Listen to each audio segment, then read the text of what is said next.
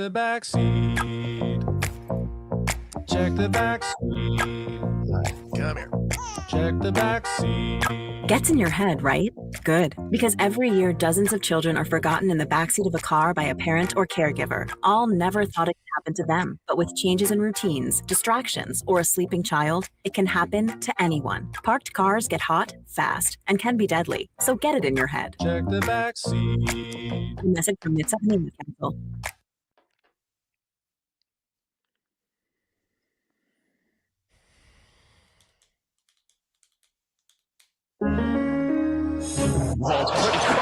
Crossover. Oh, killer crossover. Just crossover. It just crossed him over nastily. Another victim to the crossovers. Cross him up and sit him down. Crossovers powered by Everlevel Concrete Repair in Omaha at everlevelconcrete.com. Hi, guys. How are we? Hello. What's up? Hello. Hello, Christopher. My name's Nero. What movie? I don't know. The Adventures of Captain Nemo? I don't know. Star Trek. Oh. Wow. With Chris Pine. Dude, that's a pull. Oh, wow. Hello, Christopher. My name's Nero. Yeah, no, I if you'd have said, like the classic characters, I would have recognized it. Nero's a Romulan. Yeah, no, he is.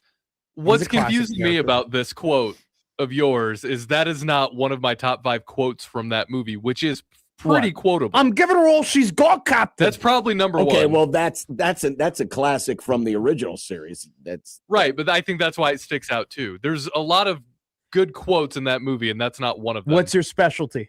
Fencing. That was a good one. Again, this is just. It was a great movie. It's such a good movie. Those Star Trek movies are so underrated. Chris Pine, he was great. John, you never saw the new one when they remade it? Not remade it, but when they started the series? Okay. I saw it. It's just not memorable. There's a lot of great actors in that movie. I love the new one. I was a huge fan of the sequels, though. I'm not saying that it was a bad deal. It's just, when you grew up with the classic, and I didn't like the idea that they just kind of. You didn't like Leonard Nimoy? No, it's a different timeline, though, John. I They know, explain it in the movie. Yeah. Which is dumb. Which is dumb. That's a classic sci-fi thing. That's literally how this all works. It's the Marvelization of everything. Not the That wasn't Marvelization. a Marvel thing. It's Star Trek. That's Star just Trek has sci-fi. always done that. Star Trek is that timeline stuff forever, John. Marvel is it's the Star Trekization. That's literally Star Trek is the one who started doing that. Dear God, here we go. No, you're incorrect. They traveled in through time, yes, but they didn't restart their lives. There are many different universes in Star Trek, which is why there are many different shows. They go to different universes and timelines. There's a whole next generation. Exactly. Yes, after the generation that was Spock, but they were on a different universe. And that was way before Marvel. Dumb. Well, the Marvel movies, the MCU stuff. No, it's not a Marvelization, though. That's literally the root and foundation in which Star Trek is. John, it's just sci-fi. Yes, it is. Just sci-fi, John. They go through wormholes and black holes in different timelines. I understand. A lot of holes in space. I understand that. It's just I like things to have continuity. That's all. Well, you just like things to be boring. Vanilla movie, John. It is not vanilla, and vanilla it's not movie. John. I just like things to have continuity. I really would have liked Back to the Future more if they didn't Marvelize it. You don't. Good job, Nick. Thank you. You don't ever. Yeah, but they changed the timeline back to the OG. You don't. So they left it. They created the new one, and then they had to go back and fix it. By the way, then we were back to continuity. Okay, first off, like the way that Star Trek, that Back to the Future does time travel, is so stupid. Yeah, it is stupid. It's so dumb. It makes, and it's the reason That's why. the whole point. It's comedy. But the reason why they do it that way is so they can make 7 movies because Marty never fixes anything.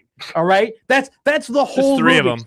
It's literally there were just 3 of them. But still, he's always having to go back and fix everything because because that's the whole point of when you time travel and you start screwing with things is you've got to fix them. If you want them to get back to square one. Have you ever watched a movie and you're like, oh, I wonder what would happen if they made this decision, or I wonder like what things would look like if they decided to do that, or I wonder what would it look like if these decisions when I'm watching the movie, I'm watching to see what they're doing.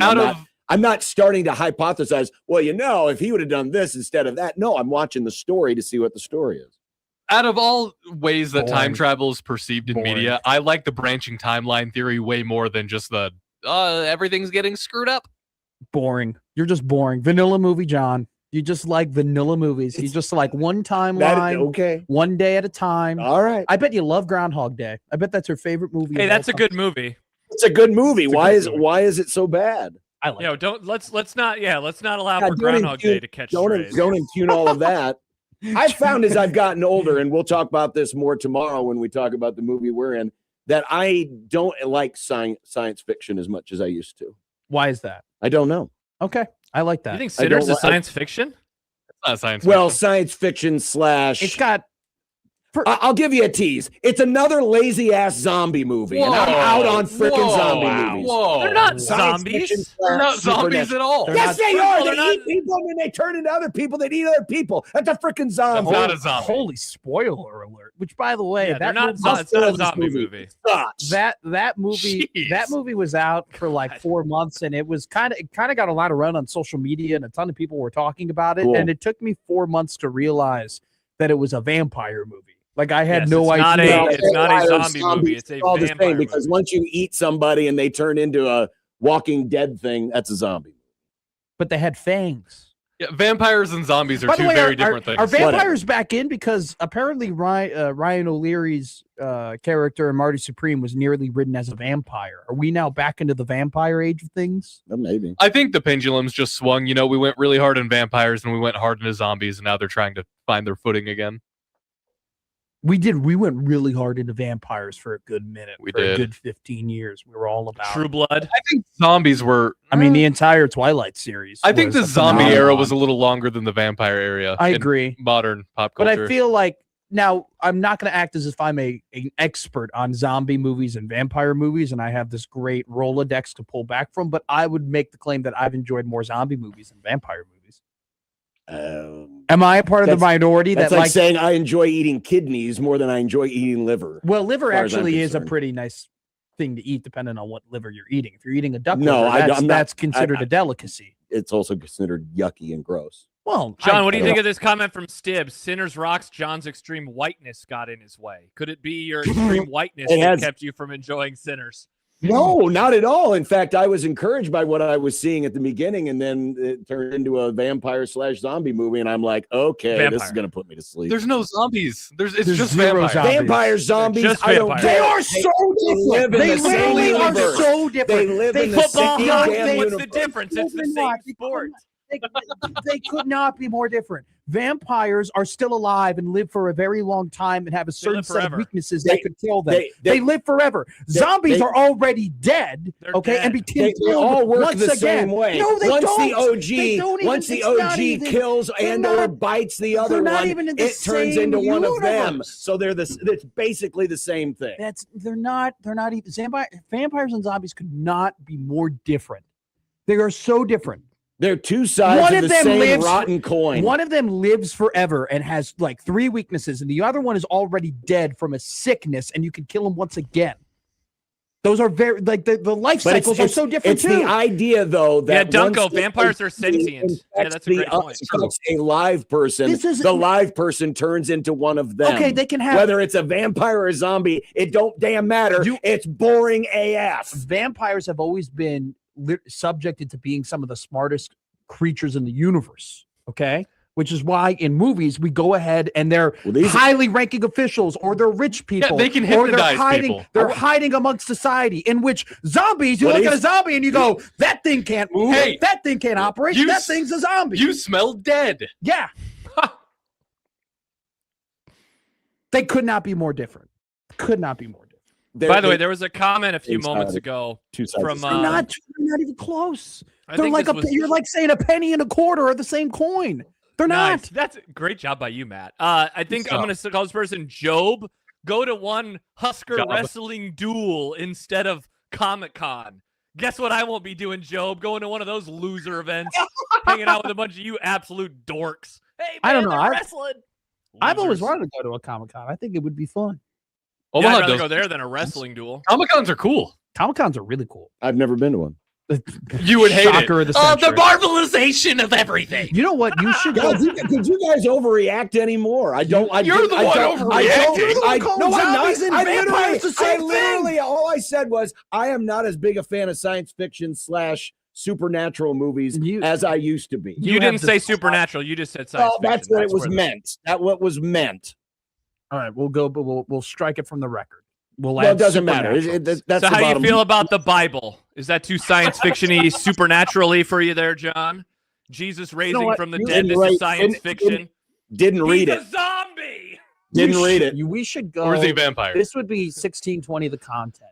Have John go to a Comic-Con and have him set up a table and just have the table say, Marvel ruined everything. Convince me otherwise. And just have all these people walk up to you and just listen, I've already learned my lesson.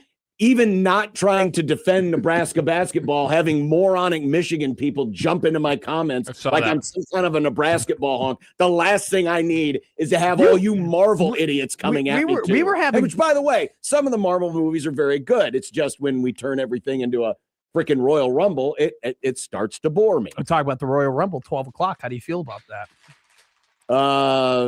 What's at 12 o'clock? The Royal Rumble. Oh, that's coming up. Are they still doing a 2-day thing? No. Wrestling is going to start at noon? Yeah, because they're in Saudi. They're in Saudi Arabia. They love Saudi going to Saudi. What? It's weird that they still go to Saudi even after that time they were all held hostage in Saudi. It's called money. There's this thing called money. And the Marvelization, Nick. Yeah, there it is.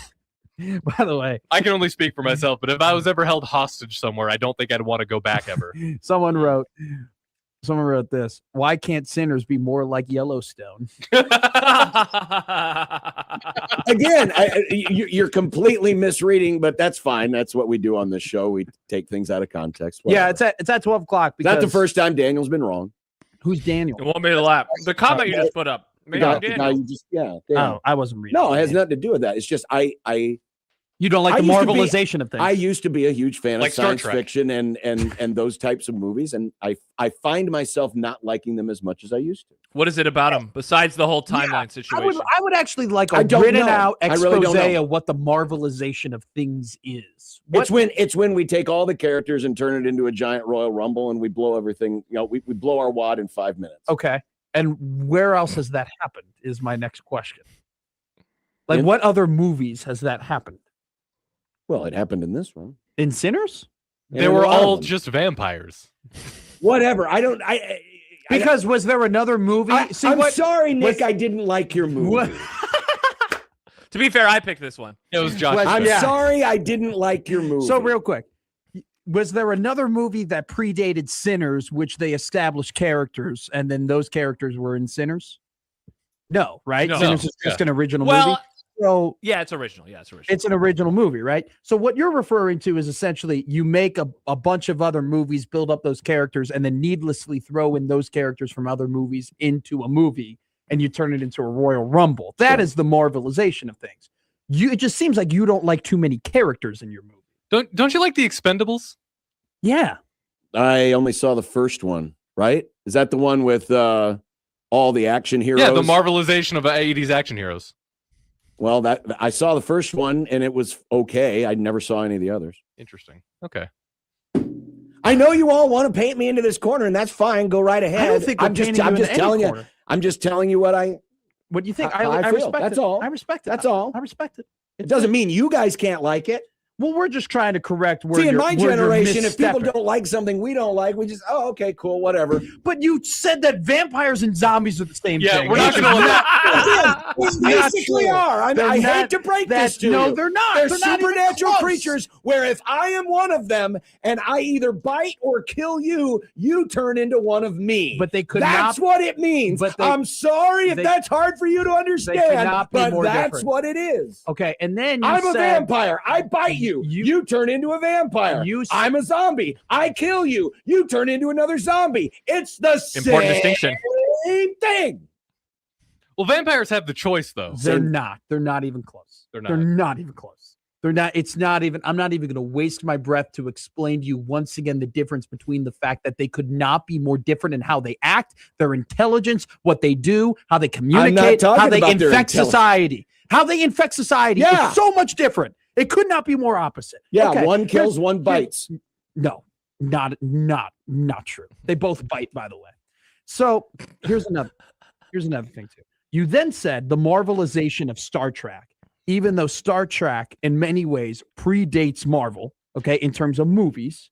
All right. And secondly, Star Trek is its own set universe. You can't marvelize something that existed after or you can't marvelize something that existed before Marvel. That firmly existed before Marvel. I think the MCU specifically. I think you confuse the issue, but that's fine. Are zombies ACC or the Big East? They're the SEC. What does that mean? The other side's the Big Ten. They're losers now, I think is what John is going for there. Oh, the SEC. Well, are we talking basketball or football? The SEC is having a sneaky, not great year in basketball. Sneaky. Really? Well, they have 10 teams in the top 50 in net, but their best team is 12th, which is Florida, and Florida has shown plenty of flaws this year, and they're really not all. Yeah, the SEC is a little off this year. It's a little which is why they're bringing G League players back. Exactly. Like understandable.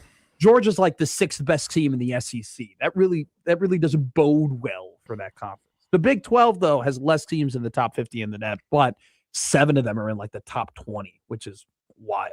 ACC, so it's a really top-heavy conference.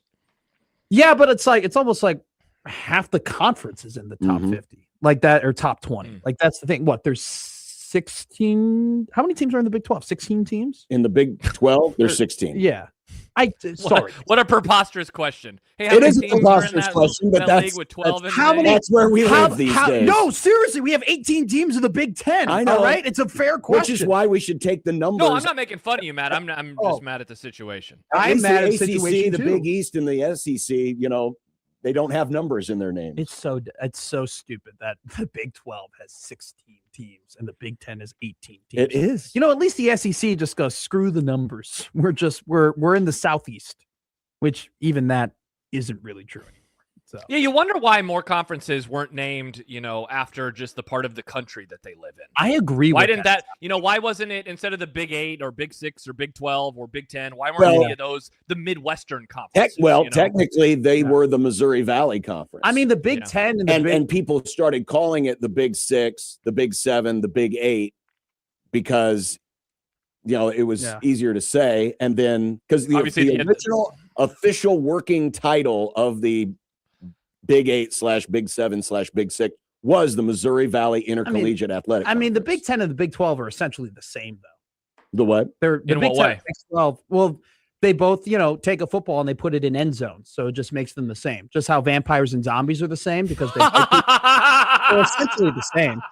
Like the Big 10 and Big 12, You're they're really the same triggered exact, by this. They're the same exact thing. Because when you break it down, all they're trying to do is just 22 guys trying to put a football in the end zone. So the Big 10 and the Big 12 are the same. Let's forget about the intricacies and the little details and the fact that they play it a different way. They both put the ball in the end zone, so they're the same. Do we need to check to see if there's vampires in your family tree? Because you seem very triggered by this. They're the same thing. It's just a preposterous statement.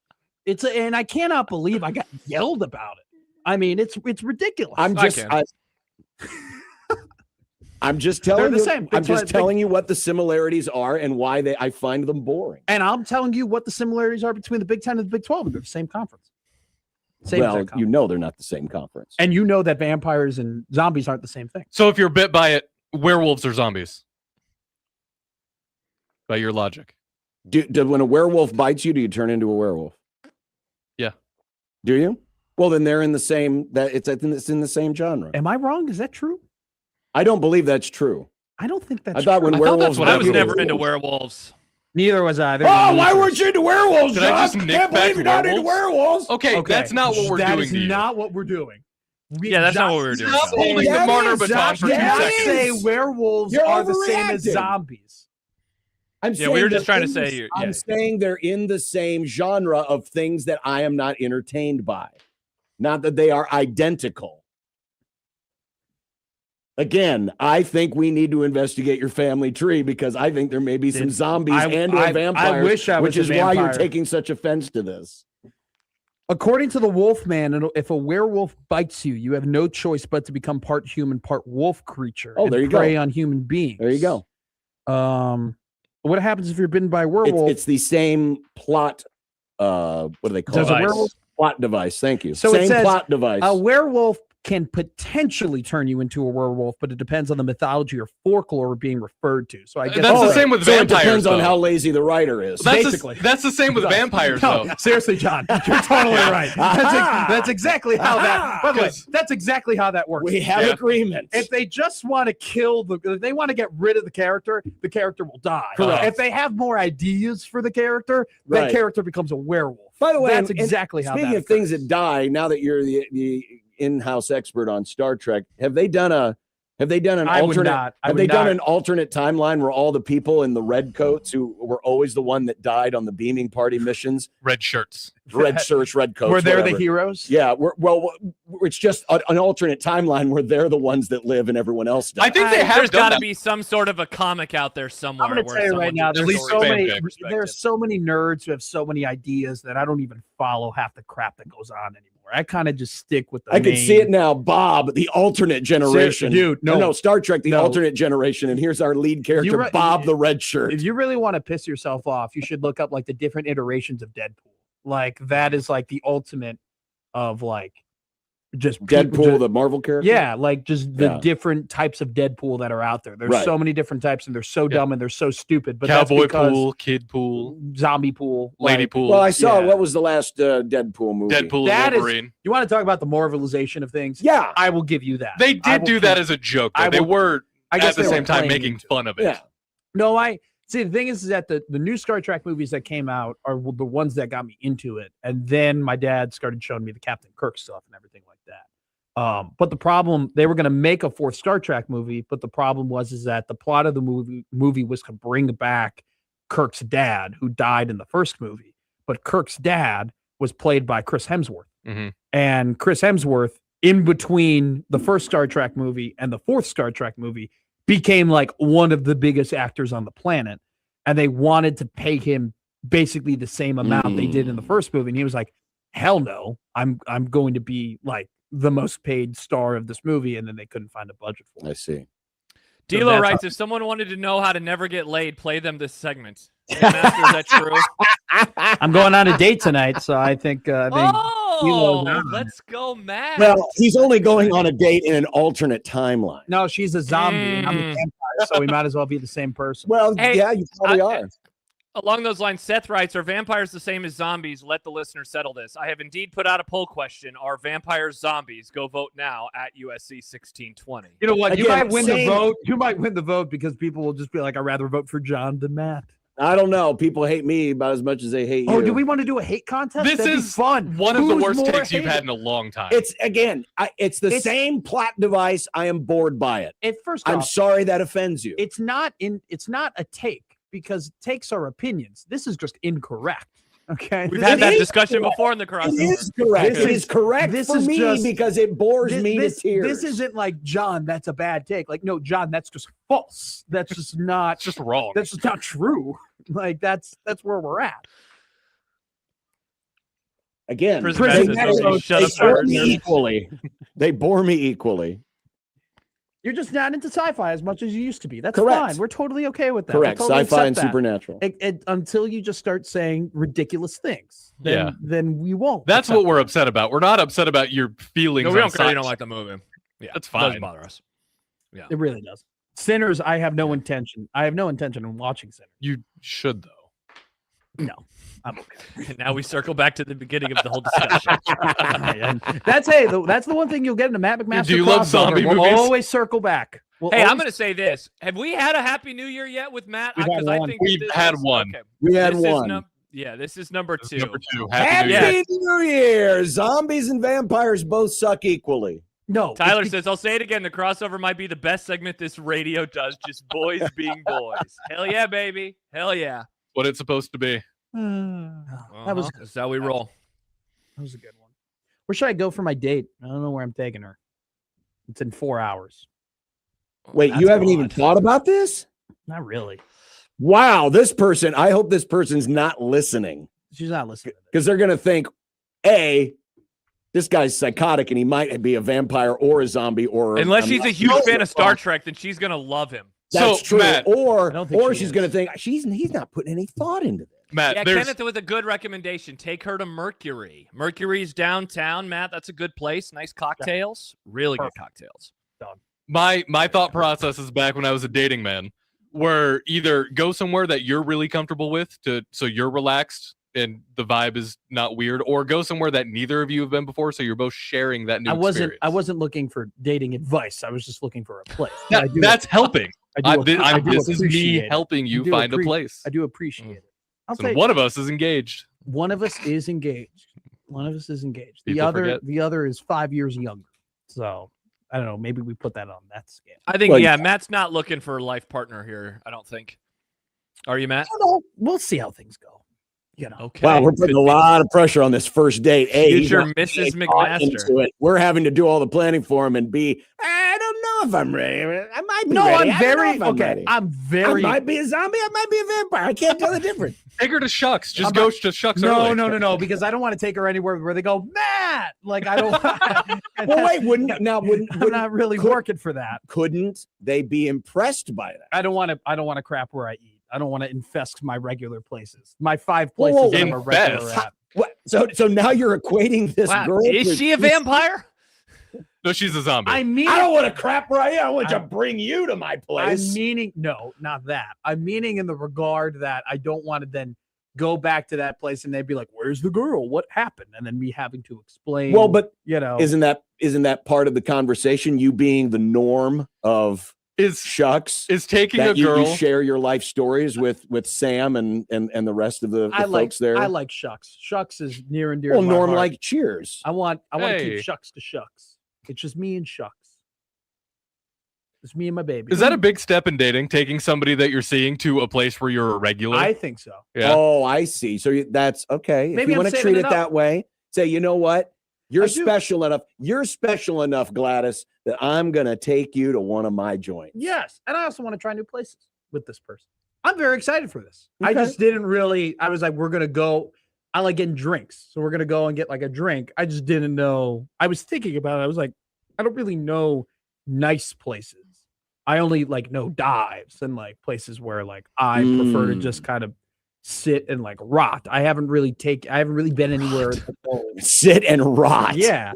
I haven't. That's a great catchphrase for one of these bars. A great place to sit and rot. You just rot at the bar and you just kind of hang out. Stibbs points out, Nick, dig up the love update open, my first ever open after Josh's first date. See if there is, just search love and see if we can find this. That'd be great. We could start doing this after dates in the crossover the next day with that does it. Oh boy. Do you think we have to met its maker? Or is there a lot of stuff in there named love? There's a lot of love in here. Maybe search love update. Yeah. See if there's something love update. Oh, Baptized by Fire goes, is this coffee shop girl? No, it's not coffee shop girl. Wow, look at you. I know, branching out. Oh, sad. That was a great open. That probably got purged a long time ago. Understandably so. I have to make an open at some point for things. Too bad it didn't get killed by a zombie. It would come back as a zombie love update. You can still play it. Vampire love update. It'd just be like a slightly corrupted love update song. Yeah. Slow moving. By the way, I got an email from John who says, we need to ask Happer, the guy that says yellow is brown, if vampires and zombies are the same thing. I was thinking the other side of that coin is Happer saying that, Jurassic Park and Twister are the same movie. This is now a brand new offshoot of that same genre that we keep having in the I just have a feeling for the next couple of months I'm going to say something and John is going to relay it back to a zombie joke, which I'm very excited to see how far you can take this. It could. Let's not. I mean, again, let's not put too much pressure. It's not enough pressure. Yeah, exactly. Don't put too much pressure. Just like I'm not putting too much pressure on this date. It's just it's very fluid. Pedro says, "Hi." On this date, you're not even thinking about it. I am thinking about it, but if I psych myself up about it, it becomes like Wisconsin. Then you would turn into Nick. Yeah. Hey. Because I would psych myself up about the Wisconsin Dells and how much fun I'm gonna have, and then like the Dells could never live up to the thing that I thought it would be. Well, wait a minute. This is about being with the person, not necessarily where you're going. You got to go to a good place, though. Well, I know that, but like if you're getting ready for a date, yes, you're thinking more about how I might be able to enjoy a good time or connect with another human being. Not, oh man, I can't wait. We're going to John. Cheers. I got no performance issues. All right, it's just I just got to have a good arena. You know. I thought that would catch a laugh.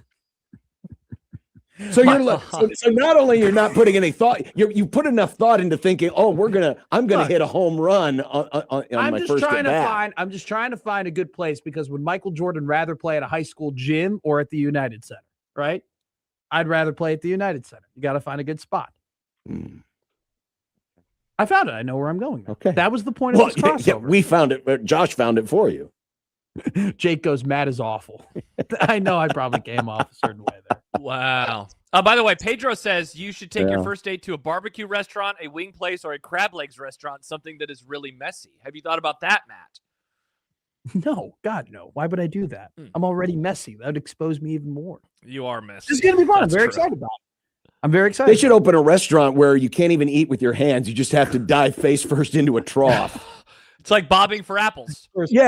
First date apple picking contest. Yeah, it's just like bobbing for apples. Here's your double chicken nachos. Good luck eating these without your hands. You just dive face first in.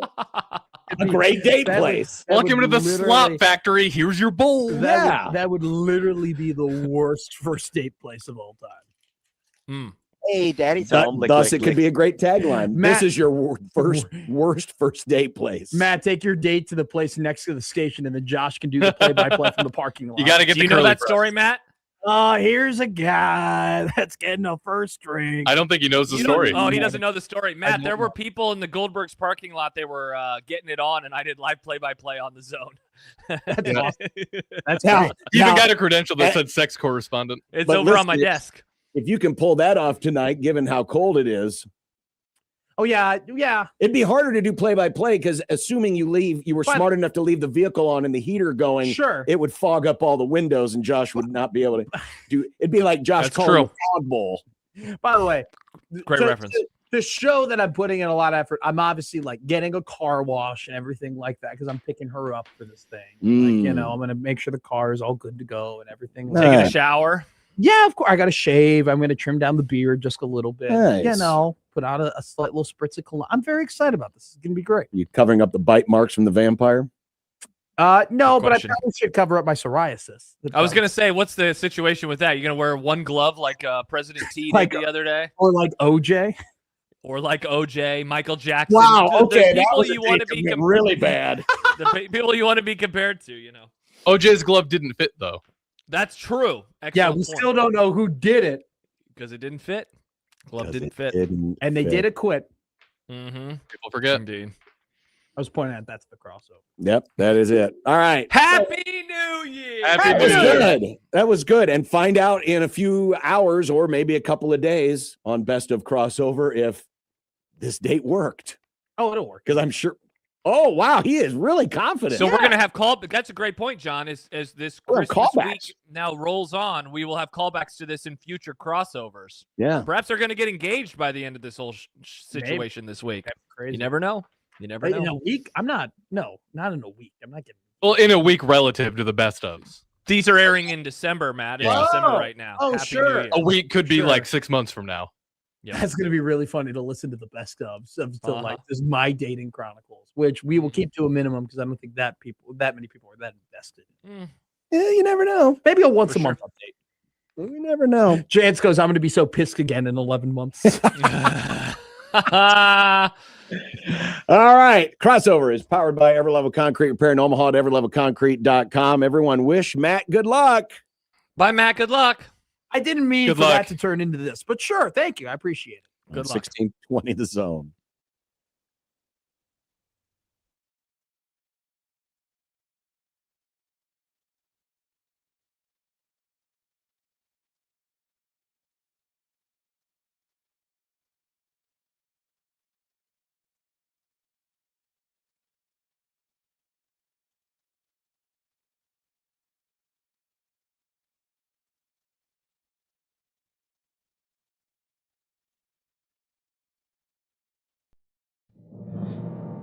Your Omaha area forecast from KETV Newswatch 7.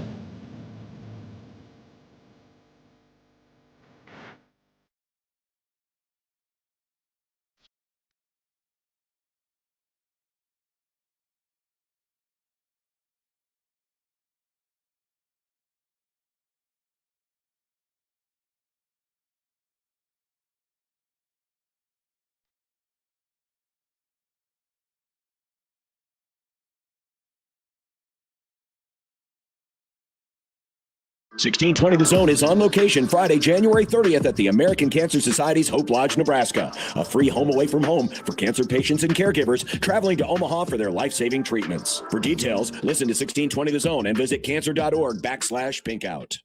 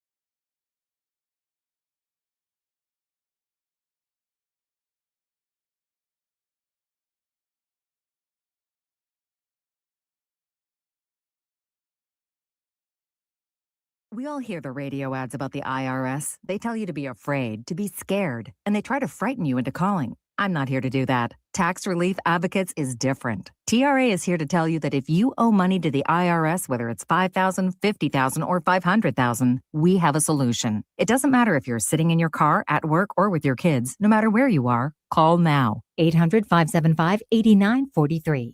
Don't lose hope. TRA can eliminate or reduce what you owe to the IRS. Generous programs are now available that can give you a fresh start. Our passion is taxes and helping individuals fix their IRS problems. We have over 1,000 five-star reviews on Google and an A+ with the Better Business Bureau. You don't need to be afraid of the IRS any longer. End your tax nightmare today by visiting us online at TRA.com or call 800-575-8943. That's 800-575-8943. Tax Relief Advocates, real solutions for real people.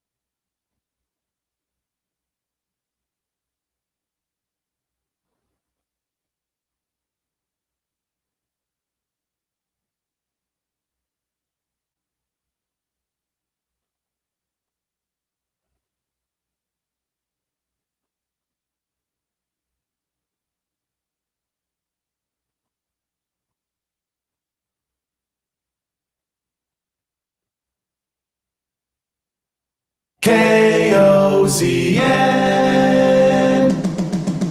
Unsportsmanlike conduct on 1620 The Zone.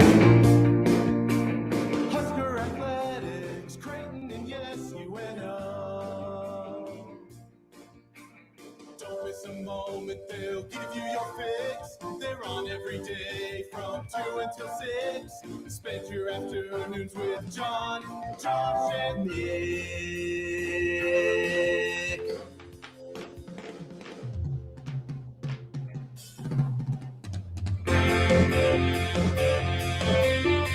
John, Josh, and Nick. They'll show you what sports talk really is. Well, at least it's sunny. It's always It's sunny. very no nice outside. It's so pretty outside. Bright. I like bright. Me too. Bright light, bright light. Unsportsmanlike conduct on 1620 The Zone. Husker Athletics, Creighton, and yes, UNO. And Sick Boy is back. I'm here. Haven't heard you cough yet, so must be getting better. I got somebody asked earlier, is Banks playing with a toy? No, I got my cough drops. I'm ready to go. What flavor do you do? What flavor are those? These were just the regular. I've had these in my backpack for probably a year, maybe 2. I'm a gotta be honey prepared. guy.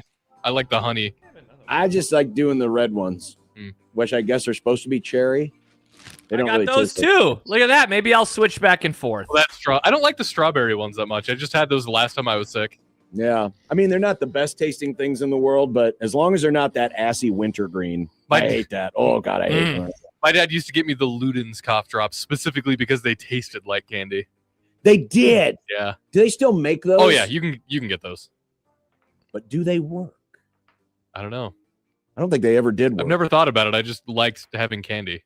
I've gotten to the point now where I will take one during games just preemptively. Keep your voice. Yeah, and I don't even know if that works. I don't even know if it works. And then it got to be, Creighton plays better when I take the cough drop, so I put a cough drop in. It didn't work on our Tuesday night. I can tell you that much. When I was in it was like a preemptive thing. Now I'm becoming worried I might become addicted. Now I'm going to have to do it all the time. Like Scott Frost chewing on the sidelines. When I was in elementary school and middle school, cough drops were the only candy. Like it was allowed for us to have cough drops. So if somebody would open a cough drop, you'd go to them and be like, hey, can I get one of those? Oh my gosh, that is insane behavior. Yeah. You needed that big of a candy fix that you wanted cough drops? I mean, I guess I just wanted something. Dude, I used to love getting a headache because it meant getting the St. Joseph's Children's aspirin. You ever had? Do they still even make those? I've never heard of that. I have no idea. I don't even know what that is. St. Joseph's Children's aspirin. They were tiny and they tasted like it was like really sweet orange, and it was good. I used to love those. Was it good or was it good? Oh, it was good. It was like candy, like the candy coating on Advil. Yeah, well, but it was the whole thing. Oh, I mean, it's like that. The whole thing was, just it just tasted good. I don't know. I think it was called St. Joseph's Children's aspirin. Out of all the cough medicines, which Doug one and I says agree, John. Yeah, they still make it. Orange chewable aspirin. I don't know if they still. Oh, now it's labeled adult aspirin regimen, and they call themselves America's aspirin. Oh wow! The national pastime of aspirin. The national pastime of aspirin. Smiles and glory. Aspirin's one of those things where you're dangerously close to saying something else. And do people really even take aspirin anymore? You know, we've become so ibuprofen, and what's the one? Tylenol? Tylenol is not ibuprofen. It's what is it? See, I don't know. I don't know the difference in any of those. So if I had like a headache and Riss is like, hey, go take whatever, I don't know the difference between ibuprofen and aspirin and Tylenol and whatever else there is. Aleve, Advil, says Doug. Yeah, acetaminophen, wow. acetaminophen. I know. That's Tylenol. I take Tylenol for headaches and migraines, but I'll take like Advil or in a leave for pains and aches. So according even though to it's a headache, so it has ache in the name. This is where we educate folks on the value of pain medicine. According to Al, ibuprofen reduces inflammation. Tylenol is better for pain and fever without affecting inflammation. Use ibuprofen for muscle strains, arthritis, and cramps. Use Tylenol for headaches, general aches, or if you have a sensitive tummy. Sensitive tum-tum. They claim that ibuprofen lasts 6 to 8 hours, while Tylenol lasts 4 to 6. Are you allowed to take any of those if you have the big game feelings in your tum-tum? Would that help with any of those types of situations? Well, you might need Pepto for that. Okay, Yeah, is that how that works? Maybe, possibly. I don't know. It's a good question. It's a very good question. Maybe that's what we should do. We should come up with a medicine for big game feelings in your tum-tum. We need to get I love that idea. on this. Hey, give me a medicine that will calm my nerves and make my tum-tum less big game feeling before a big game. 1620 the tum-tum.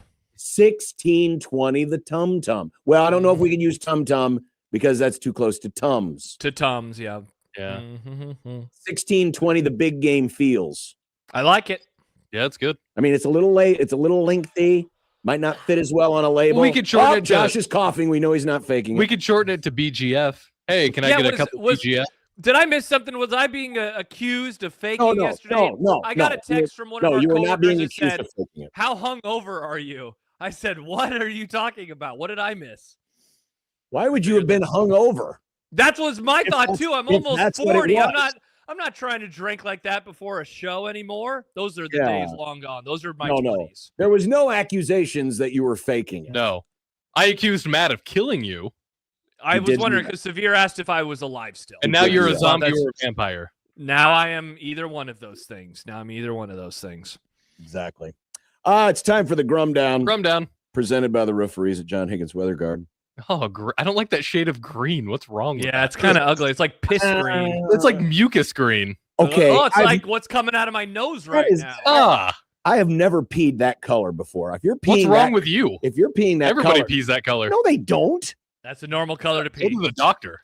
No, it's yellow. This is green. Full question. I've seen green tinges of the other one, number 2. Nice. I've never seen this shade of number 1. You drink too much blue Powerade. I guess so. Could be. Anyway, Sick Boy returns. There he is. Hello. Robin Washat of HuskerOnline.com. Wow, both guests today will be, I am tired of you people accusing us of, you don't talk about Nebraska basketball enough. Both our guests today are Nebraska basketball pilled. Nice. One is actually Nebraska basketball pilled because it's his beat. The other one, CJ Moore, is college basketball pilled, but he recently was taking Nebraska aspirin. Nice. He was indeed. Or maybe it was Nebraska ibuprofen. Nebraska. Or Nebrasprin. Nice. That's it. That's what we call it. Good job, Nick. It's strictly for Husker fans, and we call it Nebrasprin. Hey, the Huskers are about to embark on another football season. You could use the healthy kick of Nebrasprin. Nick, put a reminder in the calendar for August, and we'll see if we can make some graphics. Okay. Or you could start making graphics now. That's a good call. Hop on Canva, Nick. I mean, geez, I don't know if you know this, but the basketball team's pretty good, and there's going to be, I guarantee you, there's going to be some people in need of Nebrasprin come March. Because they will definitely have the big game feels in their tum-tum. They absolutely will. It'll be the first time in history a 1 seed feels like they have the big game feelings in their tum-tum for a 16 seed. But hey, one conquer at a time here, ladies and gentlemen. Nebrasprin. You can make a nice Canva. Nebrasprin. Let's see. Fun with schedules and 5-0. I've been seeing this 5-0 chatter all over the internet. John, this happens all the time. Thank you, Nick. Have these people never watched Nebraska football? Well, that schedule, it's an easy ramp to 5-0. And I said, all right, cool. Good luck to all you. What are we doing? We're doing it all over again. Take your Nebraska and settle down.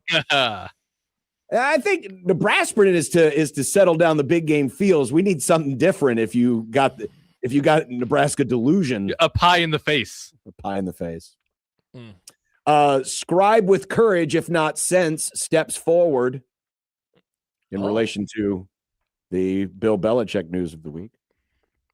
As I mentioned, CJ Moore of The Athletic, who did a feature story on Nebraska basketball a few days ago. I don't care about what Michigan Burners think. Nice. Among other things. I've been sitting on this one. I was going to get to it yesterday, but, we ran out of time. We always run out of time. Dillon versus Calandria. Yeah, instead of talking about this, you and Michael spent 10 minutes talking about 1902 Huskers. I mean, that's what Michael does. What? Yep. Is that why he sent that tweet to you? He was like, "Hey, John," and then it was a picture of a schedule. I was like, "What on earth is happening today?" And then what? The 1896 Yale football team? Yeah, the last team. I figured that was the last team that went 16-0. I understood sense. why that one came up. Okay. Yeah. A 5-star Jet. Oh, like the band? Wow. And did you know we're going back to the moon? Yes. Well, did you see Nick or John? A comment from Kenneth said, or no, it wasn't Kenneth. Where was it at? Patrick missed a word on the last bullet point. We were going back to the moon. Oh, yeah, I did mess that up, didn't I? Yeah, I brought this up a couple weeks ago, and Josh was like, we're not going back to the moon. You say that. I don't even know what this is talking about. We're going back to the moon? Yes! I told you about this. Well, you'll find out. Yeah. By the way, there was a great comment from Mustache Adam. Nebraska can be used to help with bad head coach timeout-induced headaches, heart palpitations caused by kicks returned 5 yards in the end zone, heavy breathing due to penalties after timeouts. Nick, make a nice long thing for the very bottom of the graphic, and it has all for sorts of the things disclaimer. Mustache Adam, do me a favor and email that to me, please, just so I have that. So you can copy and paste it. Nick at 1620thezone.com. Isn't that the Equitable Bank inbox, Nick, that people email? Oh, I love the Equitable Bank inbox. It is. Awesome. You're exactly right. Exactly right. Thank you, Mustache Adam. Yeah, we need a long, lengthy list of things that it won't cure. Super fine print that I can put at the very tiny bottom. Right. But then when we get the big voice guy to do the commercials for Nebraska. And we speed it up, Nebraska. You notice, though, they don't speed it up during the television commercials. They do the 60-second long television commercial for whatever, Fat Cialis or all that other stuff. So they always are 60-second commercials because they have to get in this long disclaimer. It's like half of the commercial is a disclaimer. Well, it's more than half. It's like you get 5 seconds of, hey, I don't want to be fat anymore, so I'm going to take this med, blah, blah, blah. And then, they show them, then they just show them in everyday activities, smiling, making dinner for the kids, finger painting, face painting for the kids, all that. Meanwhile, the guys, this may cause cancer. Suicidal thoughts are very possible when taking on. You will die from explosive diarrhea. Exactly. Next time I watch one of those commercials, I will get the stopwatch out to see how long the disclaimer is, because there's a lengthy disclaimer. Is this true, John? Sonny says, hey, Josh, did you know John is much nicer to Michael when he fills in than he is to you? What's up with that? Is this true? Is John nice to Michael yesterday, even when Michael disagrees with John? No, we went back and forth on the whole, do people watch football because Tom Brady's on the broadcast? Yeah. The answer is no. Because it was in response to the Nebraska Michigan broadcast, and the fact that they put an ex-Michigan guy on there. Oh, man, I missed a lot of topics yesterday that I saw were all over the internet. Yeah. There were a lot of topics. That cooked a lot of time. We did cook a lot of time. 402-951-1620. That's the Prairie Flower Casino Zone hotline. Go to 1620thezone.com. You can register to win that $100 gift card, courtesy of Prairie Flower Casino, sponsor of the Zone hotline. We have a Zone Twitter feed, and it has an address, and it is at USC 1620. Also, the aforementioned Equitable Bank Zone inbox. At Equitable, we take banking personally and answer the phone on the first ring. Apparently, Josh's mic is a little faint, so he might adjust. Is that true, Nick? You're basically peaking. Yeah. Oh, so I guess it's not. I don't. It might just be a YouTube thing. I'm guessing it's a YouTube thing because it was a YouTube comment. Yeah. That said it was a little faint. Interesting. That might have been when Josh was coughing. It might have been. I'll be doing that throughout the show today. Yeah. All right. Maybe we need a coughometer. Oh. We're at 1. I think right? I'm at 3 so far, which isn't 3. too bad. We've been on for almost an hour, and I'm only at 3 since 3 we've been coughs. actually on the air. 3 coughs, ladies and gentlemen. 3 hot coughs. All right. We have a lot more to come today on the Grum. We're so glad that you could be here and enjoy our company, because I know you'll enjoy our company. And we're going to do a topic coming up next. It's very us-pilled, because we're going to look at the Big Ten football schedule and figure out how each week looks. But there's science behind this, because it's also to help explain why the Big Ten builds their schedules the way they did, and why maybe Nebraska didn't get favorable treatment. Uh-oh. Well, I'm not accusing them of not giving Nebraska favorable treatment, but there's a method behind the madness. And we'll see if their method met the madness. That and more as we continue. Happy Thursday, friends of the Grum. 1620 The Zone.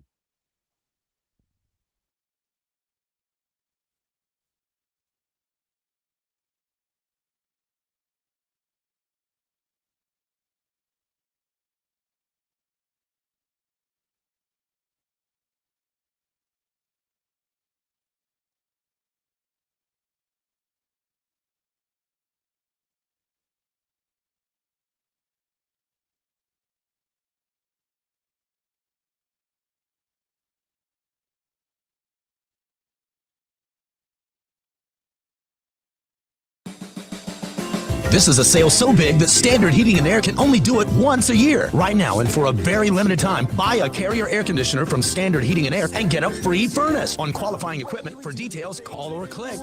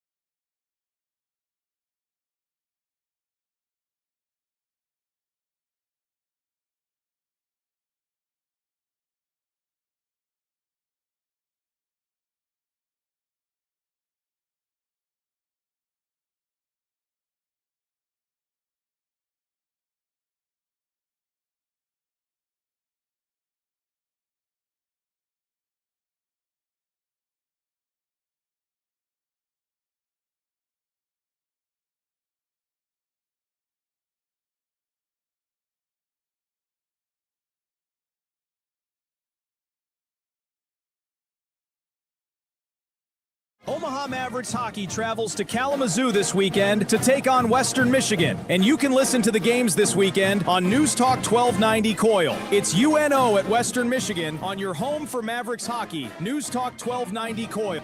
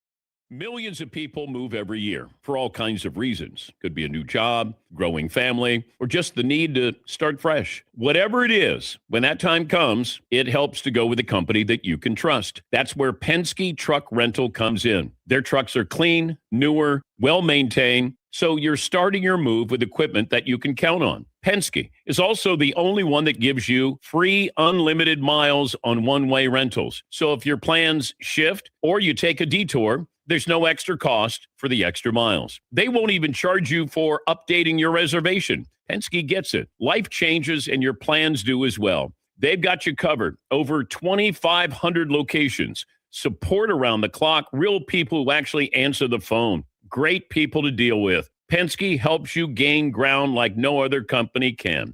Go to PenskeTruckRental.com or download the Penske Truck Rental app and find what you need today.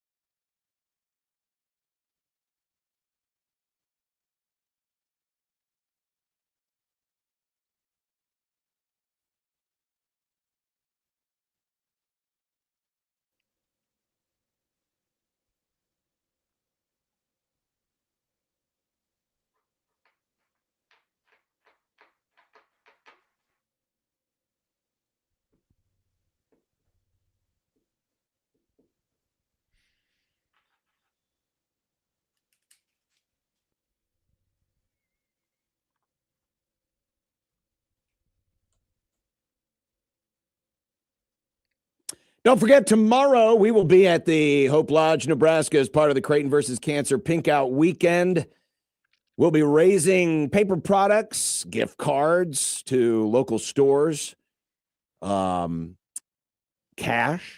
anything that can help the good people of Hope Lodge, Nebraska continue to do their good work, a home away from home for cancer patients and a caregiver while they are here in Omaha getting their life-saving treatment.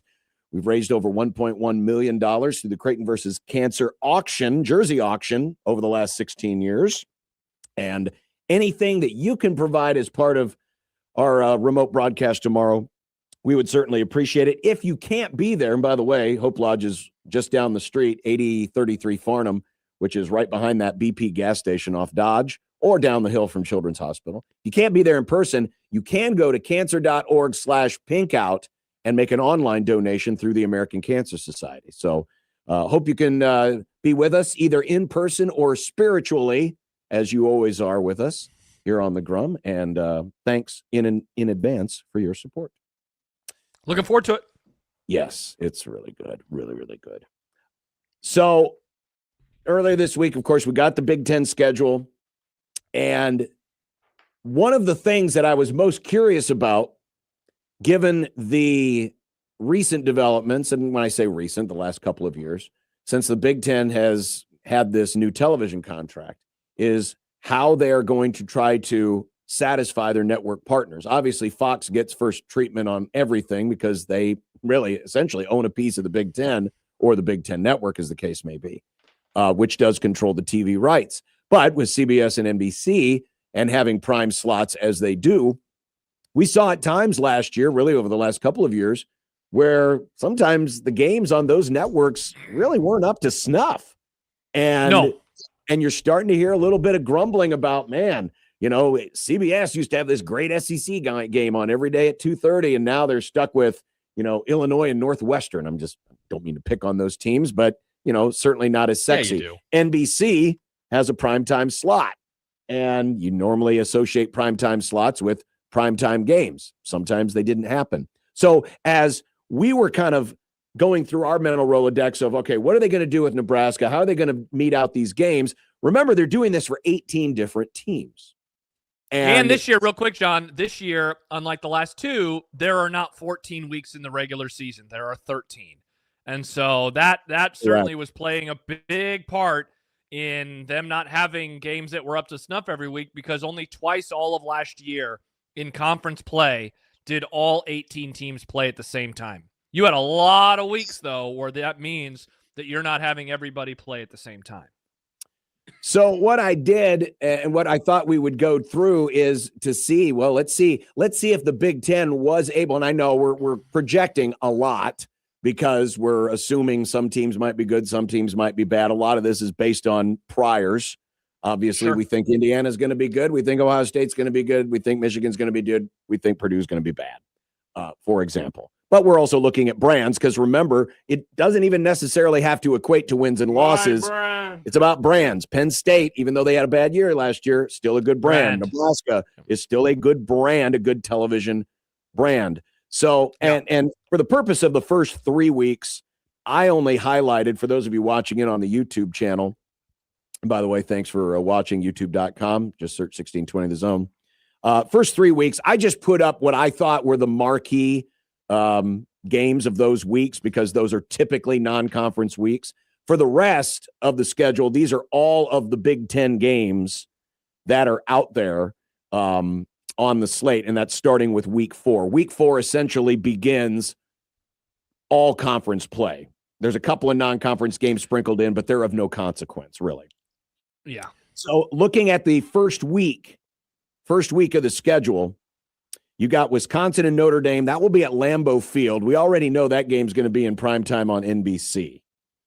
They announced that I'm assuming it's a primetime, but it will be on NBC. They've already announced that when they set that date. Boise State is at Oregon. Washington State's at Washington, and UCLA is taking on Cal. It's not a great opening week. No, not for the conference. I mean, look, anytime you can get Notre Dame, though, on your airwaves, it's going to be solid. And Boise State, even though they took a step back in 25, is the most speaking of brands, John, they probably have the biggest brand of any of the G5s or G6s, because now they're a Pac-12 school. The Apple Cup is certainly not what it once was, and now it's played in week 1, whereas in the old days it was played Thanksgiving weekend. Yeah, you could certainly have better weeks. It's fine. But you have Notre Dame, which is and by the way, Kenneth points out Notre Dame Wisconsin is a standalone game on Sunday night. So that is a Sunday night game. Sunday. I'm sorry. Okay. All right. Well, then that makes Saturday even less attractive. So yeah, it could be an interesting day for the networks to try to figure out who's doing what. Week 2, you have Ohio State getting the return trip to Texas. Now, we already know that's going to be an ABC or ESPN because that's an SEC controlled game. Yeah, that'll probably be a night game. But you have Oklahoma, Michigan, which is very likely to be big noon kickoff. You have Iowa State and Iowa, and you have Duke and Illinois. Those are the marquee non-conference games. Yeah, the one other one that I wrote down from this weekend, and look, John, this is very much stretching the idea of marquee, but UCLA plays San Diego State. I know, I apologize. It's not really marquee, but it is as close as you can get. Yeah, solid basketball game, but the rest of the slate is pretty woof. Week 3, Michigan State is at Notre Dame. That will be an NBC-controlled broadcast, obviously, because it's Notre Dame. Virginia Tech is at Maryland. Colorado is at Northwestern, and USC is at Rutgers. Those are the highlighted games. Could very well see Coach Prime on Big Noon Kickoff from Northwestern. I was going to say, which, by the way, I believe will be their new stadium. No, I guess Northwestern is opening their stadium in week 1, but it would be at the new stadium. It will be done by then. Well, and real quick, the goal is to open in week 1. They haven't officially announced it yet, and judging by some of the scuttlebutt, there's a part of me that thinks this is very much going to be weather dependent on what's going on in Evanston over the next 8 months, because I think that there's a world where they actually don't open the season there, but you certainly would figure by week 3 that they have the stadium all up to code and all finished up. In week 4, which is essentially the first full week of conference play, this is the weekend that Nebraska plays at Michigan State. Some of the highlighted games include Iowa, Michigan, Oregon, USC, and Wisconsin, Penn State. Those are the ones, at least I highlighted as likely to be in one of those 3 prime windows. Ohio State, Illinois was the other one that I highlighted. I know that Illinois is certainly not, like a great team, but they've been solid. They won 9 games this last year. They won 10 games the year before. And honestly, scoreboard-wise, they played Ohio State better than almost anybody did in the country in 2025. So that was another one that I thought of. That was one I predicted. Iowa, Michigan would be on Fox. Oregon, USC would be on CBS, and Wisconsin, Penn State would be on NBC. That's what I predicted. Iowa, Michigan like a that Fox sounds game. Right. Penn State definitely seems the Penn State Wisconsin game. That seems like a classic whiteout kind of spot for Wisconsin early in the season.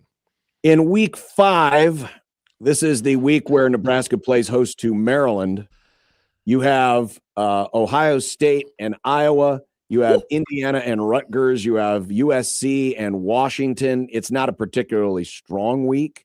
Minnesota, Michigan. Minnesota, Michigan is in there. So again, not a super strong week. Iowa, Ohio State is honestly the one that I am most intrigued by that week, just because it's in Iowa City and games there are often very difficult, as we talk about all the time. Especially if that was a later game, a 2:30 game or a night game, that it would be an incredible atmosphere. I don't remember the last time Ohio State played at Iowa. It's been a handful of years, if I remember right. That could be a Fox noon kickoff too. I really want that to be a night game. I think I do too. I mean, the games in Iowa City, the games in Iowa City are always much more.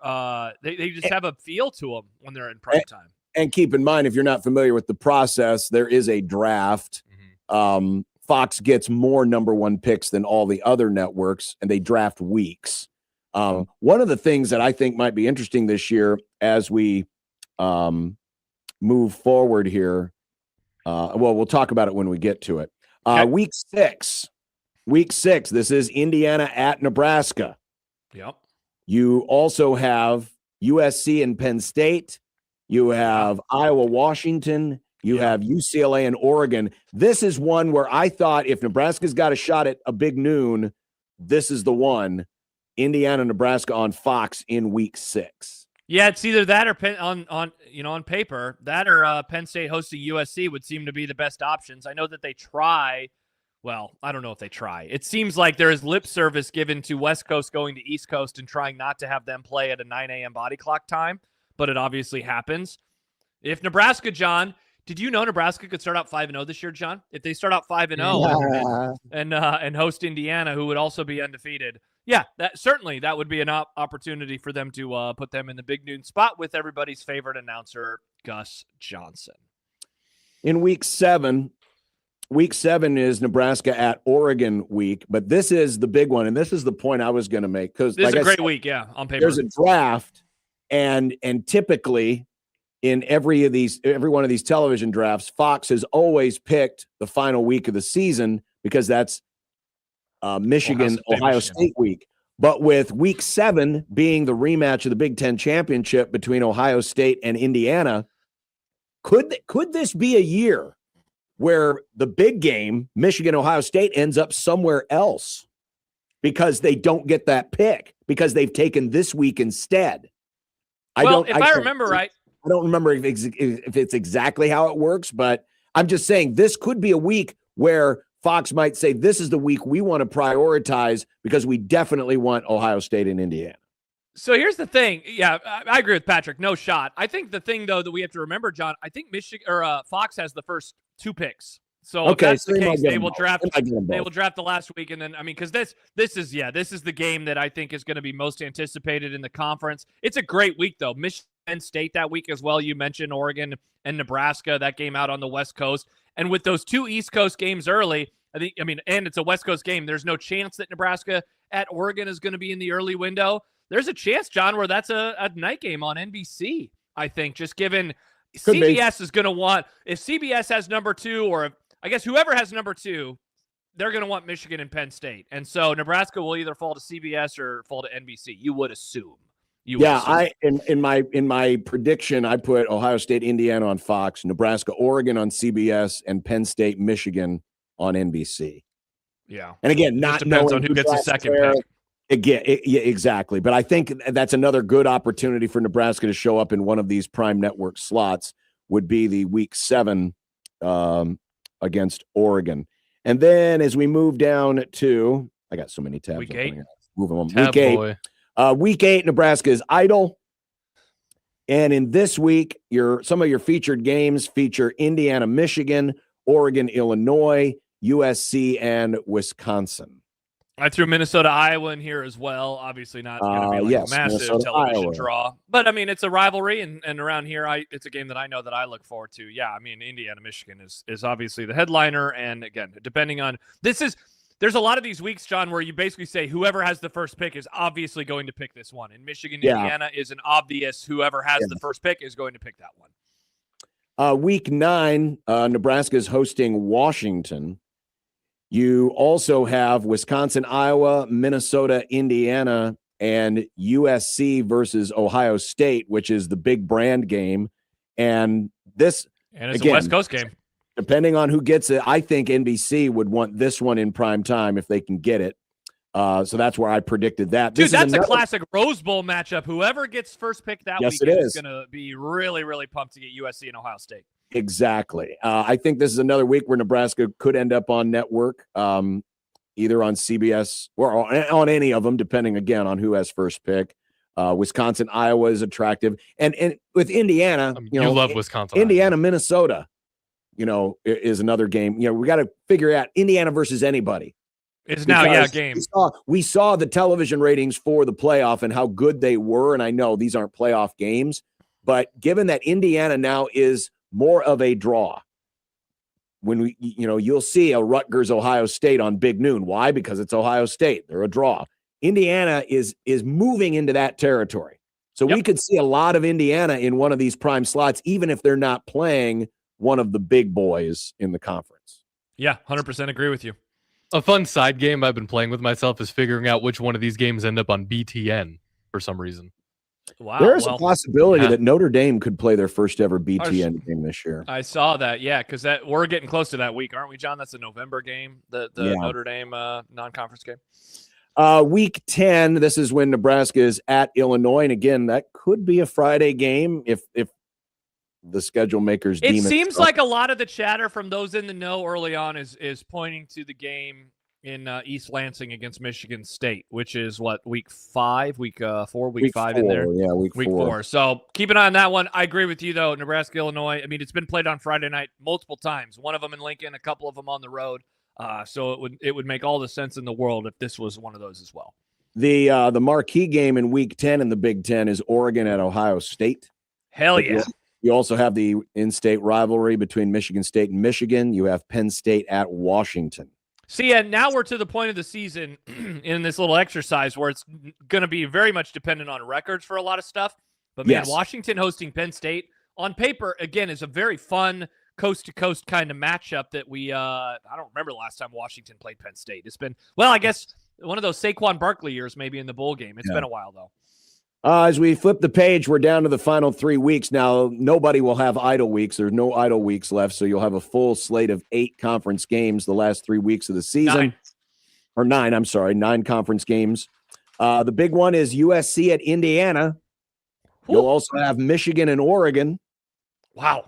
And you'll have Minnesota, Penn State were the 3 that I highlighted. The other one that I mentioned in my notes was Michigan State versus Washington, but that's very much record dependent, otherwise. Solid names, but nothing more than that. No question that, actually, there's a couple of good picks here. Yeah, Indiana, USC, and Oregon, Michigan are bangers, again, dependent on record, but certainly brand-wise, those are very good games. Very good games. In week 12, this is when Nebraska plays host to Ohio State. You also have Iowa, Illinois, UCLA, Michigan, Indiana, and at Washington. Here's another, and this is a week where it almost feels like it's an automatic that Nebraska is going to end up on network, even if they're, let's say they're a 500 team. Yeah. Because it's Ohio State, this is another one where Nebraska is probably going to end up in one of those 3 major spots. Yeah, To go back to record just for a moment, in 2021 when Nebraska was awful, that game versus Ohio State was big noon, even though they went into that with John, a 3-6 record. They're obviously going to drive a lot of the interest there. And then in the final week, obviously you have Michigan and Ohio State. You have Washington and Oregon. You have USC versus UCLA. We already know that Nebraska's playing Iowa on Black Friday. Hey, real quick, could we go back a couple pages to the first one? So week 4, because there was a question that Kenneth asked in the chat. Can you expand on the Notre Dame Big Ten Network game?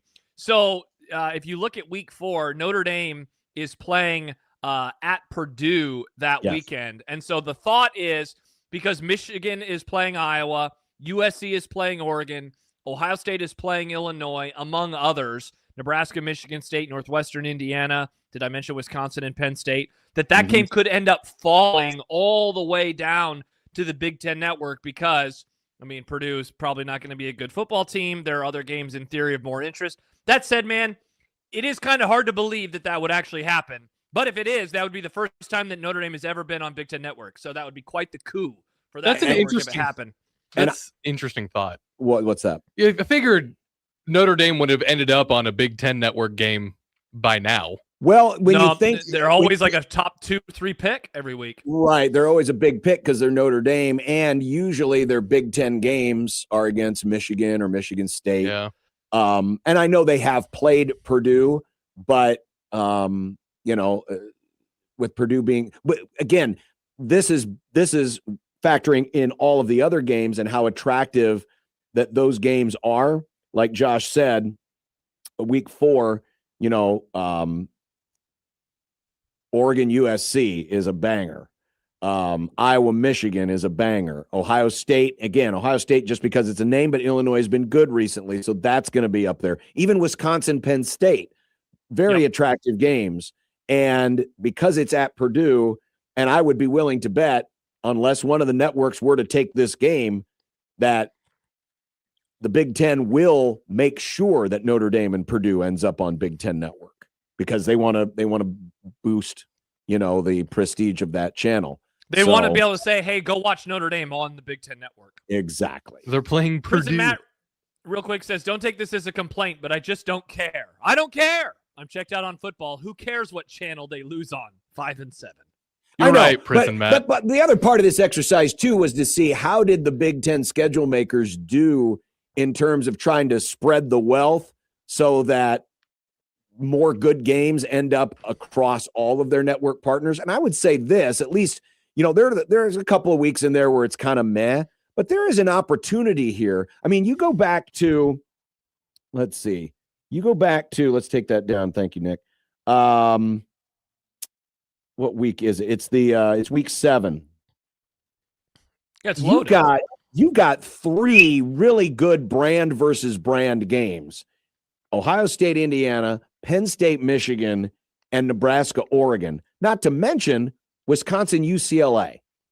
That's a week where there's going to be a little bit more to pick from than maybe in other years where you could look at that week and all 3 of the network partners will say, I'm happy with what I got. Sure. Would they all want Ohio State, Indiana? Absolutely. But at least in the term of, being too top heavy where it's Fox gets all the love and CBS and NBC are like, well, crap, we're left with scraps. You're not left with scraps in week 7, for example. And there's a couple other weeks in here that aren't bad. So I would say, and I am not one to compliment the Big Ten very often, but wow, I would give say, them a round of applause.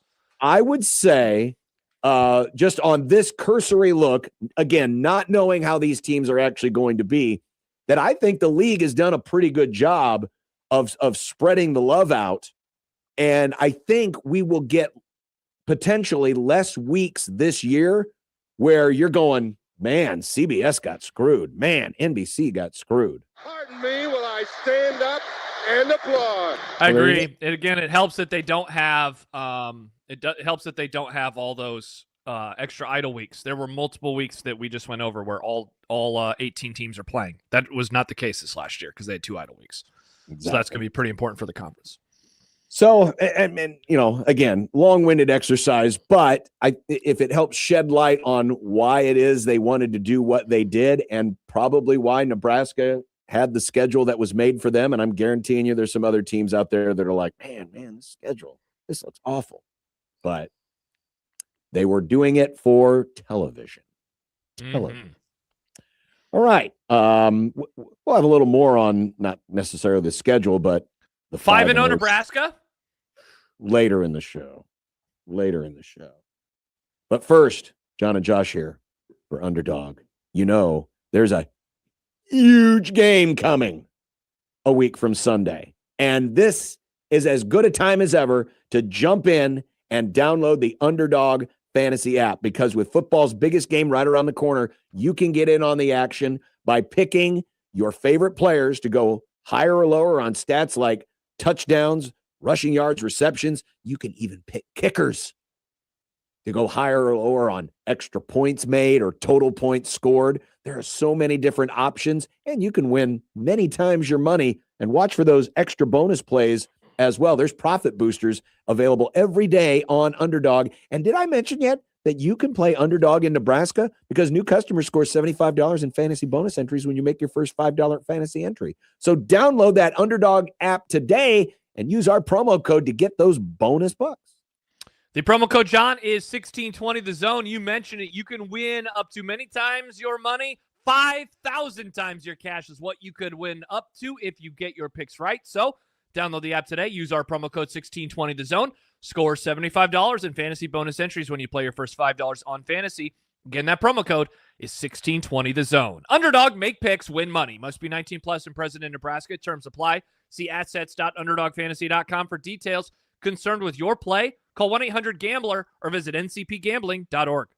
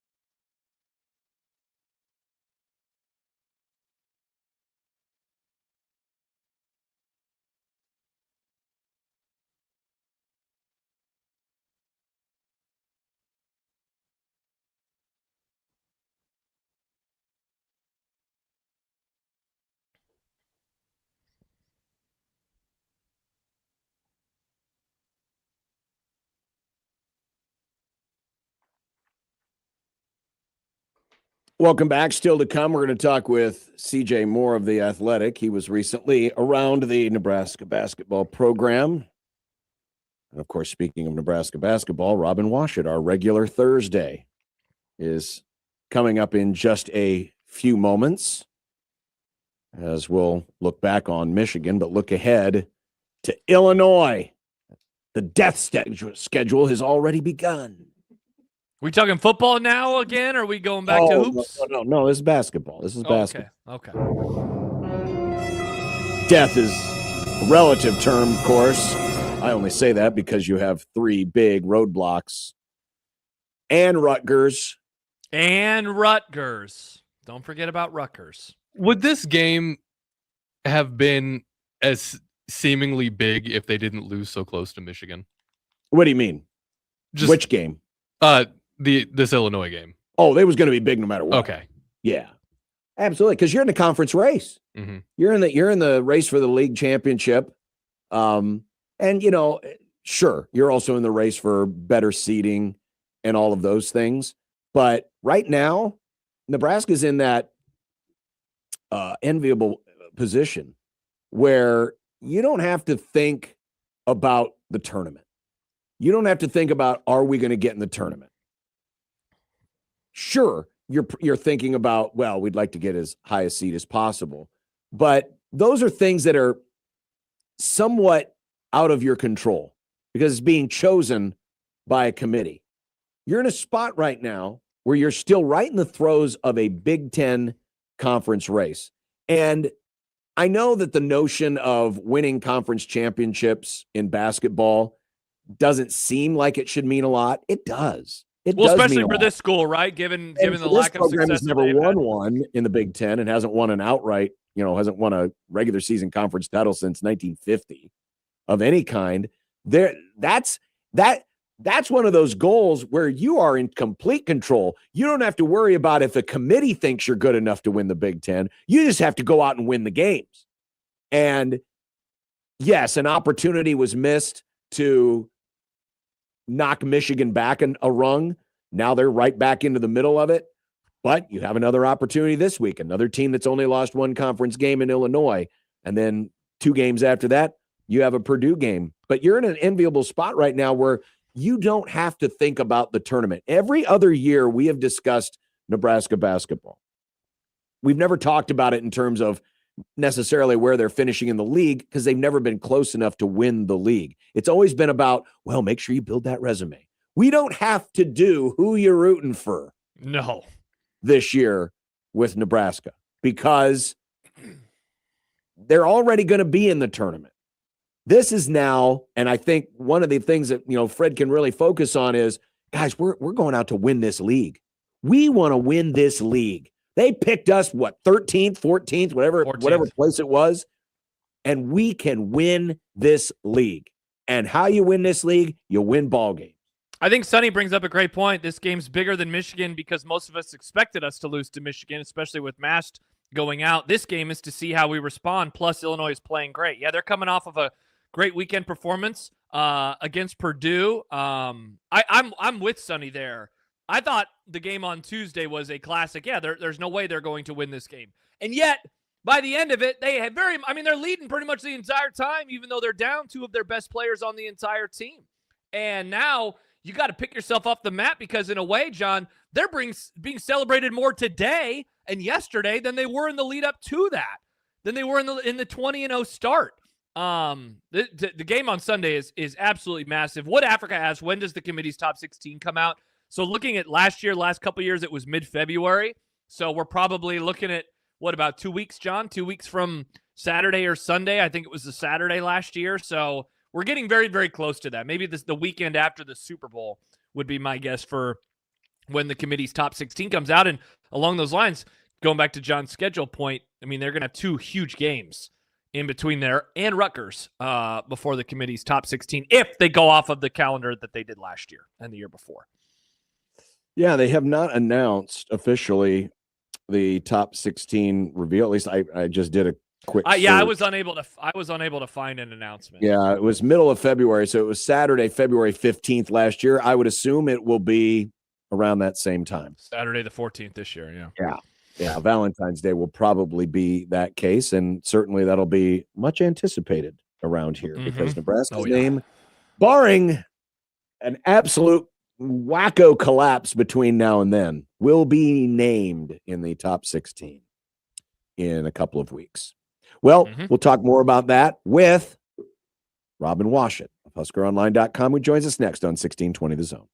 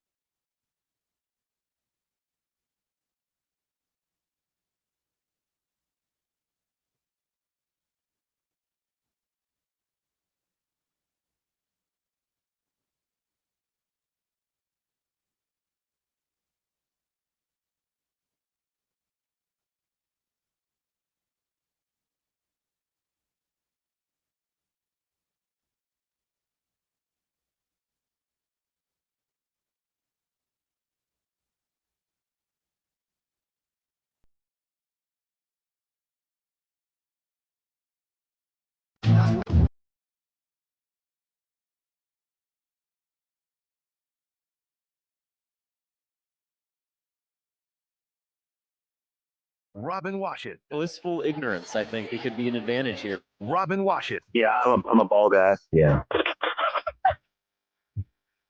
Yeah, it's going to be absolutely huge. The hot take.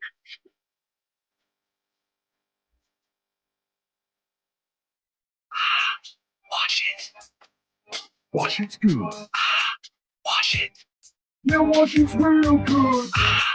Wash it. Wash it's good. Wash it. Yeah, wash it's real good. Robin Washington of HuskerOnline.com. Robin, I hope your trip to Ann Arbor was good and that you weren't charged anything unnecessary. No, there was no charges going on up in Ann Arbor, clearly. Yeah, that's very clear. There were no charges to be had whatsoever. I don't want to dwell on the officiating because that's neither here nor there. At least you didn't have to deal with the broadcast side of things, which I'm sure you know about. Oh my goodness! About the Michigan game. It's funny because I felt like Peacock broadcasts have usually been pretty good, but like not just like the analyst being a Michigan honk, but like the technical, like the sound cutting out and not having a halftime show or a post game show. Like it really felt like they just kind of mailed it in for that one. It was like a BTN Plus broadcast where like I've seen student reporters get a lot more praise than what they got for a top 5 matchup in one of the biggest games in the conference has had this season. So it was disappointing to hear that it went that poorly. Yes, I'm glad that I didn't have to listen to any of it, but I'll admit I did go back and check out some of the highlights or lowlights, however you want to put it out. And I definitely see where Nebraska fans, probably Michigan fans too, in some cases, were getting a little annoyed by just the level of quality that one of the biggest games in college basketball this season was awarded by Peacock. Rob, I'm sorry. I was going to mention real quick, Josh.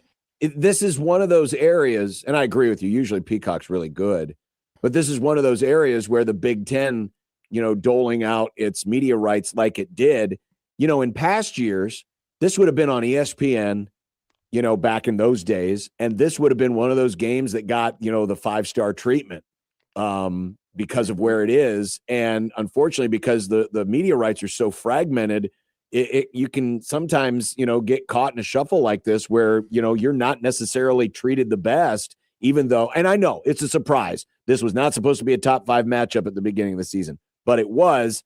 You just wish they could have pivoted a little bit better.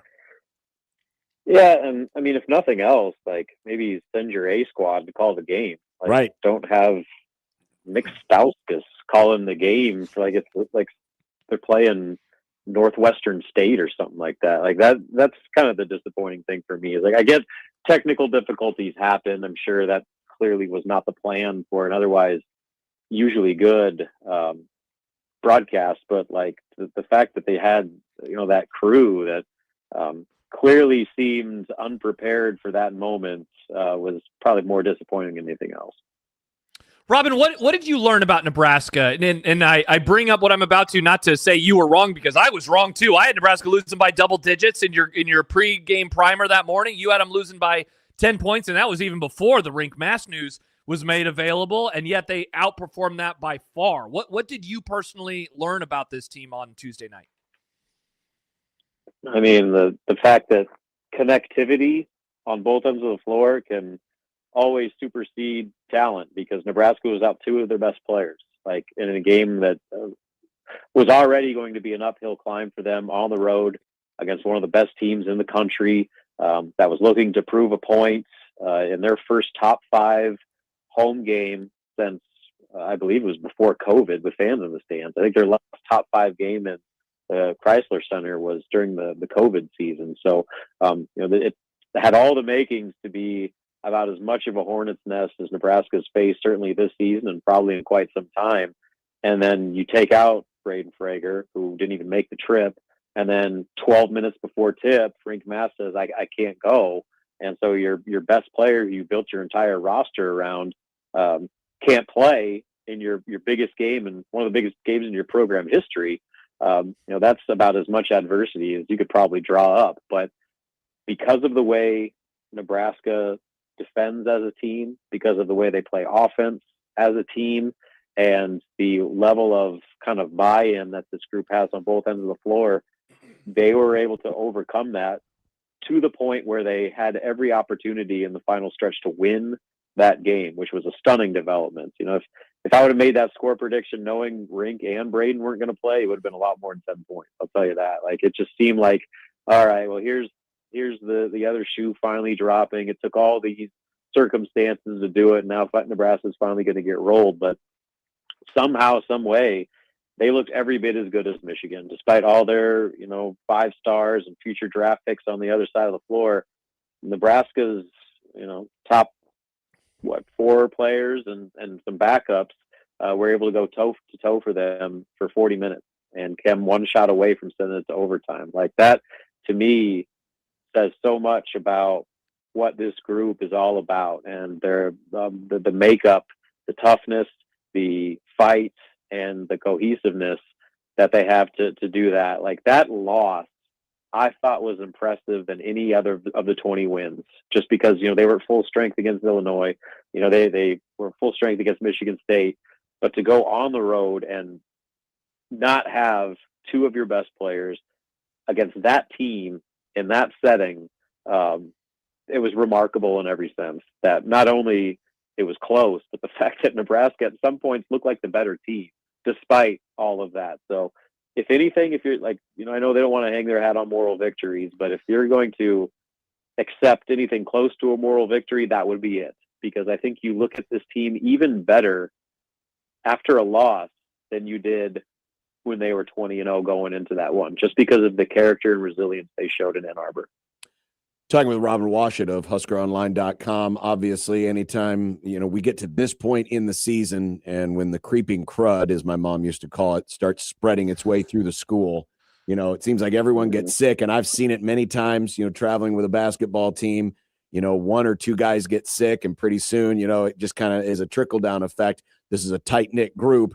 And I don't mean to say that, they're licking each other and giving each other germs, but when you're on planes together, when you're on buses together, when you're in locker rooms together, are you confident that Mast will be good enough healthy for this weekend? But also, are there any concerns that through the rest of the team, this is something that's going to cycle through?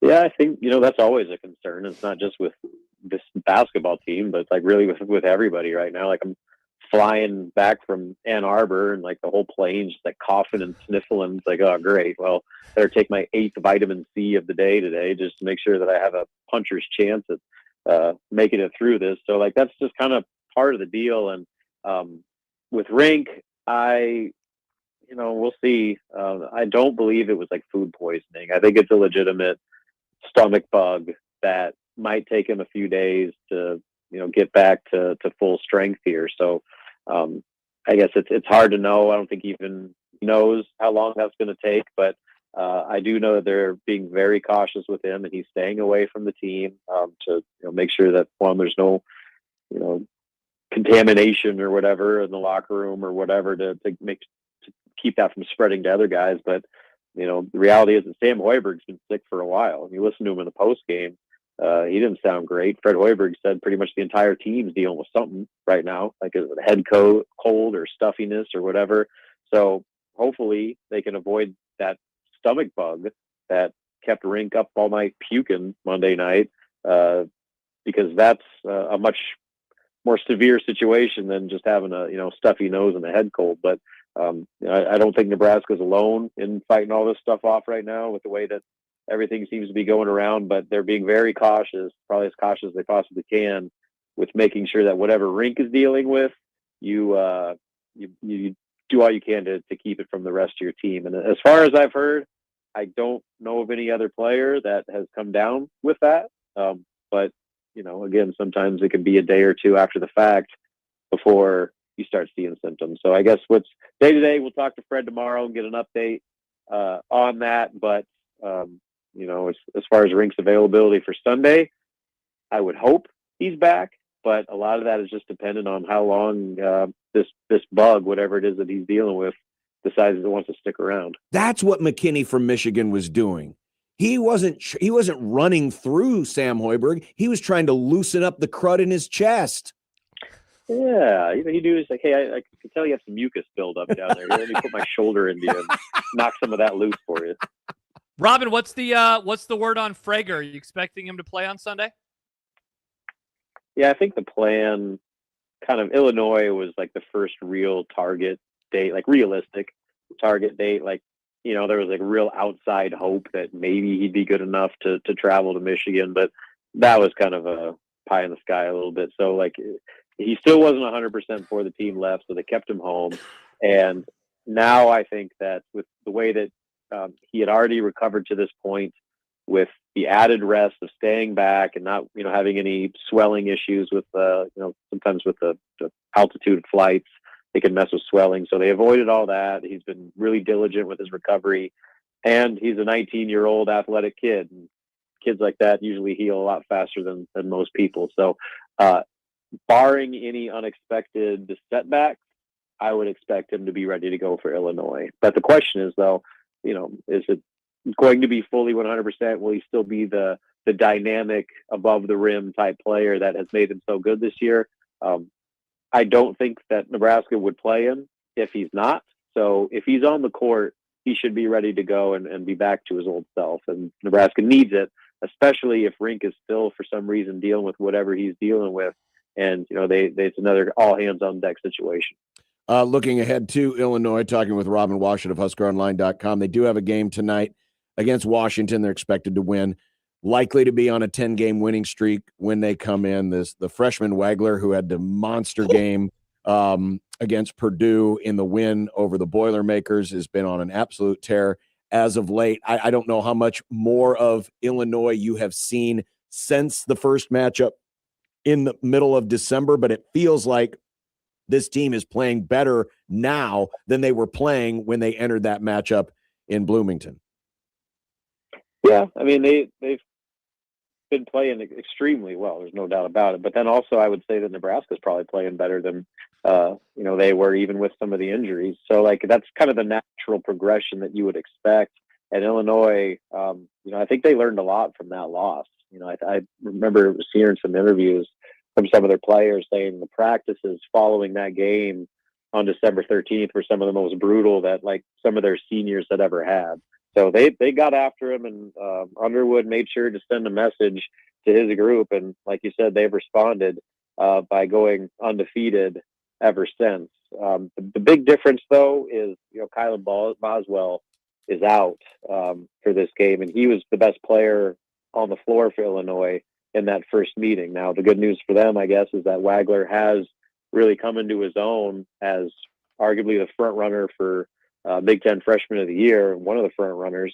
And then, the Eastern European All-Stars on that roster have all kind of started to round into form more than they were in that game when Nebraska first played them. So, they're going to be a different team, but I'll argue Nebraska is a different team right now too, where, they're playing with a lot of confidence, and now they've got a chip on their shoulder in a game that they felt they should have won despite all the adversity they had to overcome. Like, they felt that, they may have had one slip through their fingers. So that it's going to be a fascinating matchup because Illinois has got plenty of motivation to avenge their one of only 3 losses on the season, their only Big Ten loss, in a game that is going to have, once again, massive implications for the Big Ten regular season championship, for Big Ten tournament seeding, and for NCAA tournament seeding. So, like, the stakes once again are about as high as they could possibly be. Both teams are much different than they were, a month and a half ago. And I think maybe the X factor is that, this one's at PBA. And I fully expect it to be an absolutely electric crowd, sold out with the whiteout. And again, going back to, like, Nebraska lost, but I think the belief and kind of following of this team somehow got even higher after that loss. Mm-hmm. I think everyone is 100% sold and bought in on this team, and they're going to reward them with probably one of the best home atmospheres they've had all season. So, usually in a Big Ten game, that home crowd can be the X factor. And when two teams are evenly matched, like Illinois and Nebraska are, especially if Rink's able to get back into the equation, then, I think that what happened in December probably won't mean a whole lot to what happens here on Sunday night. Robin Washut of HuskerOnline.com. Be on the lookout for his game previews and, of course, his great recaps as well. after Sunday's tilt against the Fighting Illini. Robin, have a great rest of your week, and we'll talk to you next Thursday. Sounds good, guys. Talk to you later. There he is. Bye, Robin. HuskerOnline.com. By the way, going back to Wagler, he is averaging 21 points in conference games this year. He is the leading scorer by almost 7 full points over the next nearest guy. Now, a lot of that is because of the 40 burger he dropped on Purdue, but he's shooting 47% from three. He's been absolutely on a roll. Even though Boswell is down, this is still gonna shape up to be a really interesting matchup. And you know that they're gonna want a little bit of revenge. And I will be curious to see mentally where Nebraska is. Do they come into this game extra motivated, extra angry because either A, they let one slip away or had one taken away from them, or because this is the first time they've lost in 25 games, does a little confidence get taken from you? You know, your mindset changes once you've been on a long winning streak and then all of a sudden you lose one. Or did the way that they did lose actually build more confidence? I'll be very curious to see how Nebraska comes out early and plays this game against Illinois. And to go back to the question, what did your mom call it? The creeping crud. The creeping crud. How does that affect the team? How is Rink doing by the time Sunday rolls around? And then Frager. And if he is back, I'd heard the same thing Robin had, that this was the game that everybody was pointing to. You hope that he's getting ready to go as well, because they could sure use a player like him, if not him and Rink Mast, in this game and beyond moving forward. All right. We'll come back and have more still to come. We're going to talk a little bit more about this Nebraska team, more from a national perspective, because CJ Moore of The Athletic recently did a feature story on Nebraska basketball and why it's doing so doggone well. Be interesting to hear a 30,000-foot view of the story that's taking the state by storm. That's coming up next hour here on 1620 The Zone.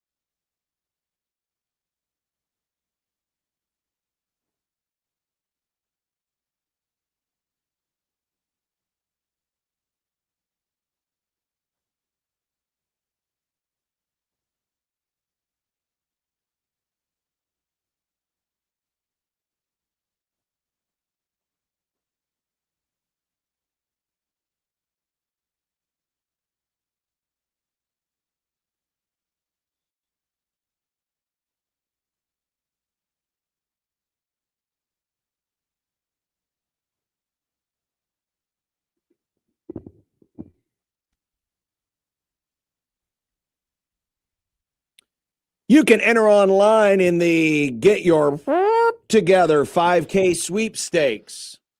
Contest runs through February 24th. Register to win in the Get Your Together 5K sweepstakes at 1620thezone.com. There's a lot of people angry in this world. They're mad. They're mad about stuff. You talking about because people say that vampires are the same thing as zombies? Are you talking about those kind of people, John? Or how Star Trek is like Marvel? Again, basically, they are the same thing. They just operate in different ways. They have the same reproductive process. Interesting. But I thought I saw this earlier today. This was a bit of a funny.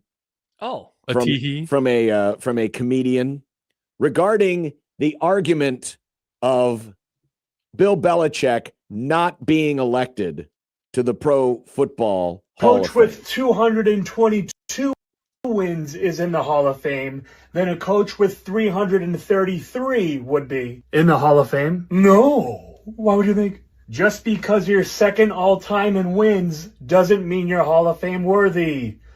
But if a coach with 10 playoff wins is in the Hall of Fame, then a coach with 31 playoff wins would be in the Hall of Fame. No. What would you think? Just because he has the most playoff wins of all time doesn't mean he's Hall of Fame worthy. Let's take a step back.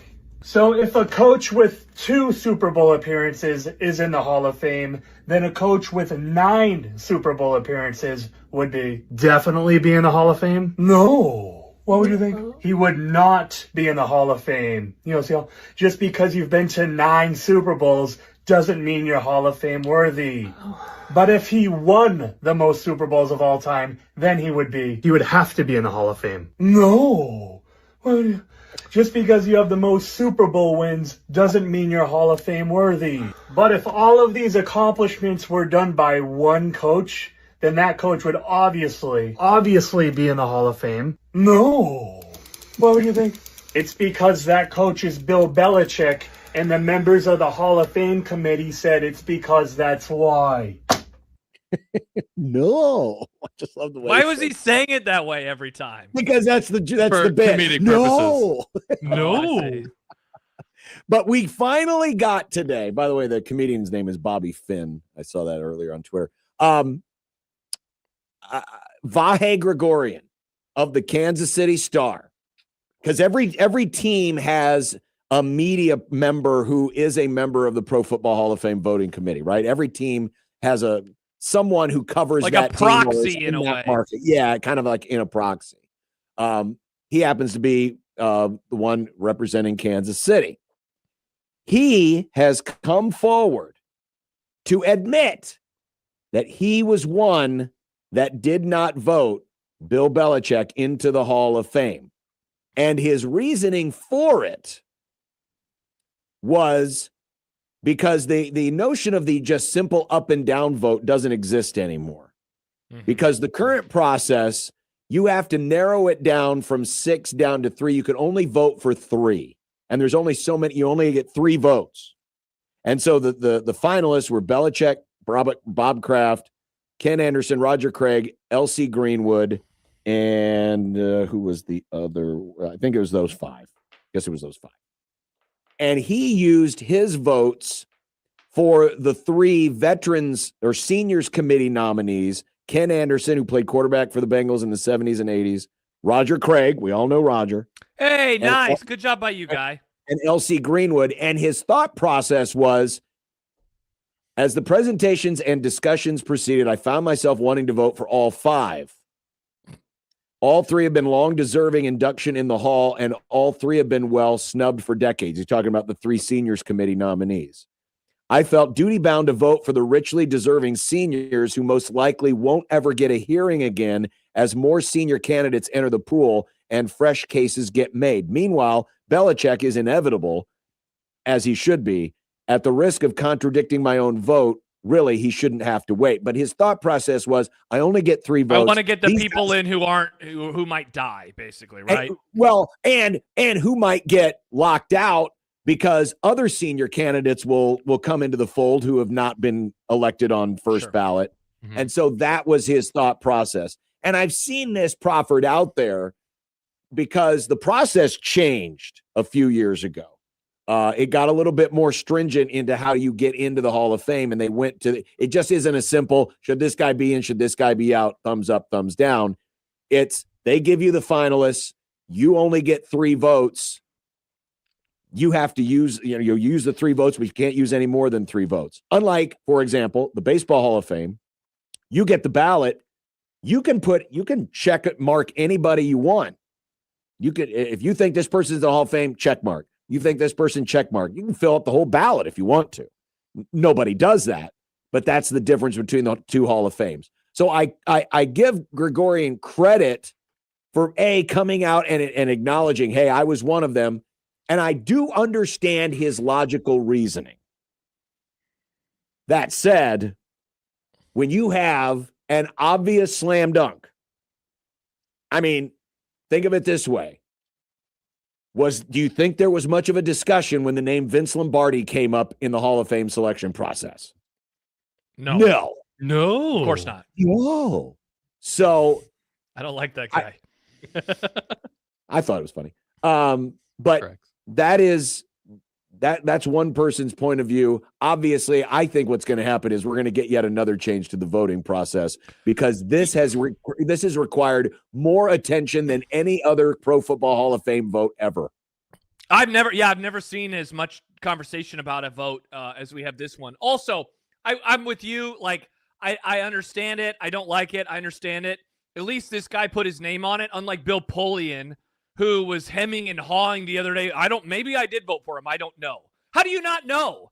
Either, right. I mean, there's multiple problems with that. Either you're lying or, like, if you actually forgot that you didn't vote for him, and you might have, like, there's also a problem with you there as well. Especially if you only get 3 votes. How do you forget any of those? It's 3. Yeah, because he's not forgetting. He just didn't want to admit that he didn't vote for Bill Belichick, is what my opinion was. So, yeah, I can't believe it, John. When's the last time anybody had an earnest Hall of Fame discussion? It's been forever, and certainly, have we ever had one of these with the Professional Football Hall of Fame? Like, you and I have had a running bit for years about Eli Manning getting in the Hall of Fame. Didn't again, by the way. Shout out to the correct voters on that one. But otherwise, we never talk about the Pro Football Hall of Fame. It's like, we know it's backlogged. We know that, there really is going to come a point in the next handful of years where you have all these quarterbacks retiring with records and accolades, and they're going to be compared to quarterbacks of days gone by, and they will or won't get in, and it's going to be a whole thing. This, though, I mean, again, the list of all of the accomplishments, second most this, first most this, is it's ridiculous. Now, I've seen this from Dave Fight online over the last couple of days. He said so much of this discourse is so disingenuous. It's not like Bill will never get in. No, of course not. Bill Belichick will make it to the Hall of Fame. But it is ridiculous that he was not in on the first ballot. It is. I don't want to say travesty. And it's going to look more ridiculous when Bob Kraft gets in before he does. It's stupid. It's okay to admit that it's dumb.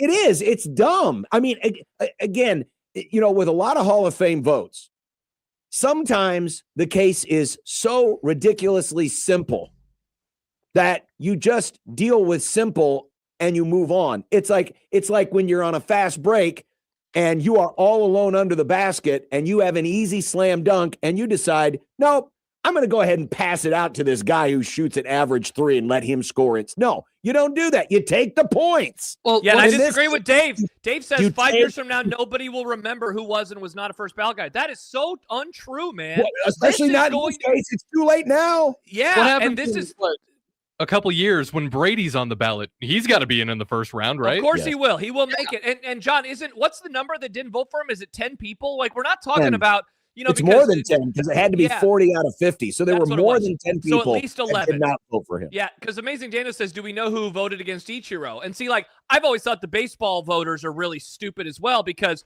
all but one player have gotten in without a unanimous vote. Wasn't it Mariano Rivera's the only unanimous Hall of Famer of all time? But I've always thought that was stupid because it wasn't in response to the very first Hall of Fame vote, and not everybody got in unanimously. And so now voters, decades and decades later, they still vote it that way. This isn't that. This isn't one person Because who cares? If Belichick makes the Hall of Fame without a unanimous vote, in the end, who cares? This is 11 people saying that he is not Hall of Fame worthy right now. Like, that is stupid. And it's okay to acknowledge that it is stupid. That's it's 20 okay to say that. That's more than 20% of the room. Yeah, what are we talking about? For a no-brainer. Yeah, come on. And you know, again, it could be, I mean, Vahe Gregorian may not be the only one who is caught in a similar pickle, but I'm guessing that wasn't the case. I'm guessing that there was we talked about it on Tuesday. I think that there was some hurt feelings in here, and I think that people made this personal. I think that is pretty obvious when it's Bill Belichick, that there were people who made this personal. And you have the fact, and I still think there's an element here in this room, in this conversation as well, that there's something about Bob Kraft, who's been pining to be on this ballot and had people advocating for him for years to be one of these finalists, that there might not be something included there as well. Either way, pettiness should not be something that you enter the room with when you're considering a Hall of Fame, especially when you're dealing with a no-brainer. Again, you have the layup. Take the layup. Yeah, or dunk it like Marquette did the other night. I should not be in the Hall of Fame room voting because I do have a grudge, right? Like, I wouldn't feel comfortable doing that because of how I have felt over the years about Eli Manning. And if I recognize that in myself, I think that that's a solid thing on my end. It's obvious that not everybody felt that way that was inside that room. It is so obvious. Nebraska made a sickos committee chart. Did you see this? Did you hear about this? I did not. The sickos committee, which is on Twitter at sickos committee. Which game had the lowest combined yards per point scored? So in other words, which game had the lowest number of yards per point scored? And coming in at number 3 on the list, Nebraska, Michigan State had 65 points on only 526 combined yards of offense. Wow. That's because you had a lot of you had the block punt, you had some short drives in there. Didn't Michigan State have that weird kickoff return that they just fumbled in Nebraska, like a 12-yard drive? Wow, look at this. What a weird stat.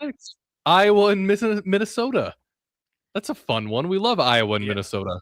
Look at that, only 44 points there. Only 407 yards. How about there was a 765-yard game that only resulted in 86 points. Interesting. Look at that. Good job by you, Nebraska. Good job by you. They won the game. That's the most important thing. It is the most important thing. They did. The most important thing. They did win the game. Mm-hmm. We won't be able to get to it right now because I want to have a little more time to flesh it out. But still to come. Flesh 5-0. 5-0 conversation. I did see this earlier today, as we're going to be talking to CJ Moore of The Athletic here very shortly. Manny Navarro, who's a college football writer for The Athletic, did his transfer portal winners and losers. Mm-hmm. The good news is that Nebraska does not show up in the losers. The bad news is Nebraska didn't show up in the winners either. They didn't win the offseason? Well, not according to Manny, but one of the teams that did win the transfer portal is Indiana. Yeah. Oh, good for them. You know, it's been so fun to see the little guy just continue to pick up dubs. 17 players, 5 of the 6 additions on offense started 11 or more games last year. Of course, they got their new quarterback, Josh Hoover, who will replace Fernando. They got Turbo Richard, the running back from Boston College. His name's Turbo? Yes. That's incredible. They got Nick It'd be like an ice cream man named Cone, Nick. Not only did they get Turbo, but they have Shaz. I like Turbo better. Turbo, the running back, is incredible. Shaz Preston of Tulane will play wide receiver next to Nick Marsh of Michigan State, who will play at Indiana. So, congratulations. And showing up in the winners, Miami. Isn't it great to see the teams that, did all the winning at the end of the season getting rewarded by even more good news? It would be like the Super Bowl champion Seattle Seahawks somehow having the best draft pick in April. I don't. Are you working on one of those alternate Star Trek timelines? I didn't know the Super Bowl had been played yet. It's called predicting, John, and also knowing what is going to happen. And among the losers, Alabama. Whoa. That's How the tough. mighty have fallen. Alabama. And part of the reason is that the last of the Saban recruits are gone. They had a couple. They had last of the crazy. Saban recruits are out of the door. That's they nuts. Lost 22 He's only players been their coach for 2 years. What are we doing? Well, there's been a lot of turnover. Yeah. I guess there is that whole portal thing. Wow. Oh, yeah. A lot of turnover. Duke was one of the losers. Sadly, Iowa State, because Matt Campbell basically took most of the players with him to Penn State. Oh, and Michigan State with new coach Pat Fitzgerald. One of the loser? losers. Yeah. Wow, Mr. Shrek, loser. They're going to suck. Yeah. Probably are. They probably are. All right. Take a pause. Take a powder. You know who doesn't suck? CJ Moore doesn't suck because he writes for The Athletic. And he's a friend of the Grum. And he's going to join us next here on 1620 The Zone.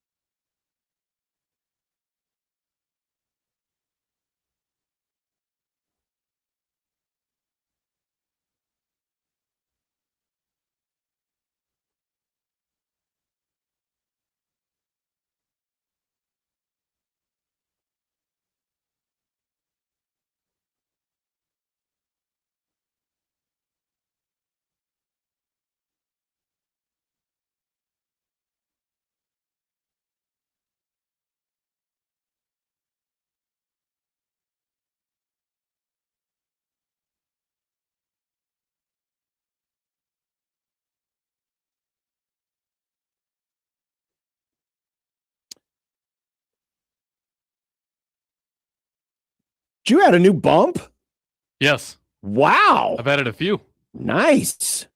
It's always kind of shocking when you hear new music here on the Grum. By the way, you can enter online at 1620thezone.com to win several different concert tickets like Journey coming to Lincoln April 9th at Pinnacle Bank Arena, George Thorogood and the Destroyers coming to Omaha at the Astro May 17th, and Chris Stapleton October 7th at PBA in Lincoln. Visit 1620thezone.com and find out more.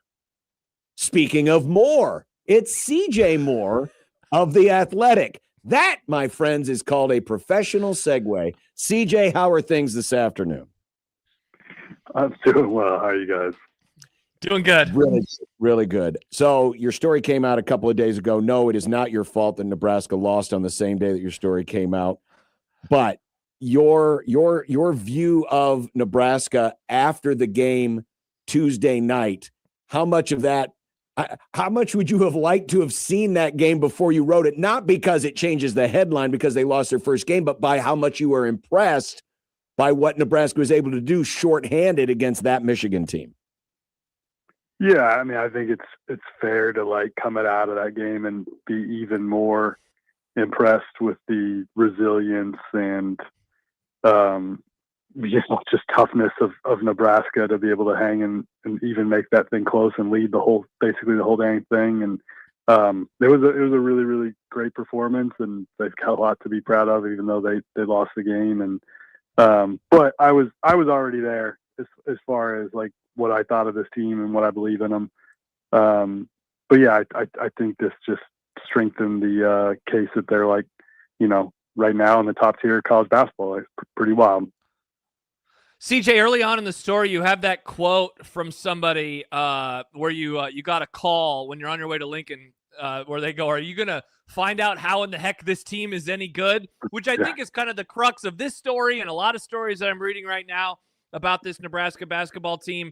What is your answer? If you called back that person today after having a chance to talk with people, having a chance to see them up close and personal, what is the answer to how in the heck is this team any good? I just think the pieces fit together really, really, really well. They play so freaking hard, and they're super old. They always say old wins in college basketball, right? They're super mature. There's no ego. Nobody cares who shoots or who scores or whose night it is. And then, you heard Dusty May, I think, say after the game, some of his guys were having a hard time because they weren't performing well individually. And then they shook that off and came through in the end. But there's none of that with Nebraska. There's just a real maturity around this group that you could see on tape, but was even more obvious spending some time around them, talking to those guys. I'm throwing some of those guys up there with some of my best college basketball player interviews ever. They're just really thoughtful, really smart, intelligent dudes who have a great self-awareness of who they are and how they win. So I think that's maybe the biggest thing. Obviously, then there's the shooting. The offense is really, really fits Fred. Having a big guy who can pass and shoot. And so everything fits Fred. And then defensively, they're just they almost play flawless. I mean, it's not like you take the parts away. It's not like they're all great individual defenders, but they just cover for each other so well. And so that would be my answer. CJ Moore of The Athletic joining us on the Prairie Flower Casino Zone hotline. How many All-American teams down would you have to go before a Nebraska player gets consideration? Maybe if I was putting one together, I might have Price Sanford or Mass around the fourth team, something like that. Yeah. I mean, both those guys are having really, really good individual. I know Rink's stats aren't crazy, but he just has such an impact. But the shooting numbers, efficiency for Price have been pretty dang impressive. CJ, it's so interesting because as good as they have been, there is, of course, that thing at the end of the season that we have never watched a Nebraska basketball program do, and that's win a tournament game. And I thought the quote you had in there from Sam Hoiberg was quite illuminating when he talked about how right now they're not talking about advancing in the tournament. Or excuse me, a couple years ago, they were so focused on getting that one win for the program and that loss to Texas A&M. He says, we're not going to ride the emotional roller coaster of playing in a tournament game. We're going to stay level the same way we have all year. Did that level of honesty surprise you at all? Because I think we've all wondered, why is this team going to be different, or why could it be different, at least compared to that 1-2 years ago? That's almost an admission of like, yeah, we allowed that one thing to get to us, and we're hoping it's not going to this time around. I just think it was indicative of like his maturity and his self-awareness, and just like, it was a great answer. I love it. I mean, both him and Mass were like awesome talking about that. And I just think there's a real like maturity that they can speak to it almost better than maybe even a coach who's in his 20th year in the business could have spoken to that. Like I thought it was an awesome answer, and I do think that, like, first of all, it's going to help that like they're going to be a 1, 2, or 3 seed most likely, right? So like that's going to take care of itself. So I think they should be just fine. But I'm sure once they get past that game, they'll just kind of be like, all right, now we can focus on like let's try to get as far as we possibly can. But they do have a like, as cliche, I kept giving Rink a hard time because like there was a lot of there's some as cliche as it comes when it comes to some of the culture and the one game at a time stuff. But I do think they have a ability to just kind of like focus on the one thing in front of them, and then win that game, and you turn the page to the next one. CJ Moore of The Athletic. How has Fred Hoiberg changed between his Iowa State run and this run? Maybe not even so much from a tactical standpoint, or has he changed at all? It's just now things are clicking. I don't think he's changed. Like maybe, well, obviously defensively they're a lot different. Like They play a different defense than they played then. I think his like personality, his approach is mostly like his personality is mostly the same. I do think they definitely changed in terms of like how they structure practice. Their practices look different from what I remember going back to their practices then. I think they've changed in like, we really, really, really are going to focus on who are the people we're bringing in.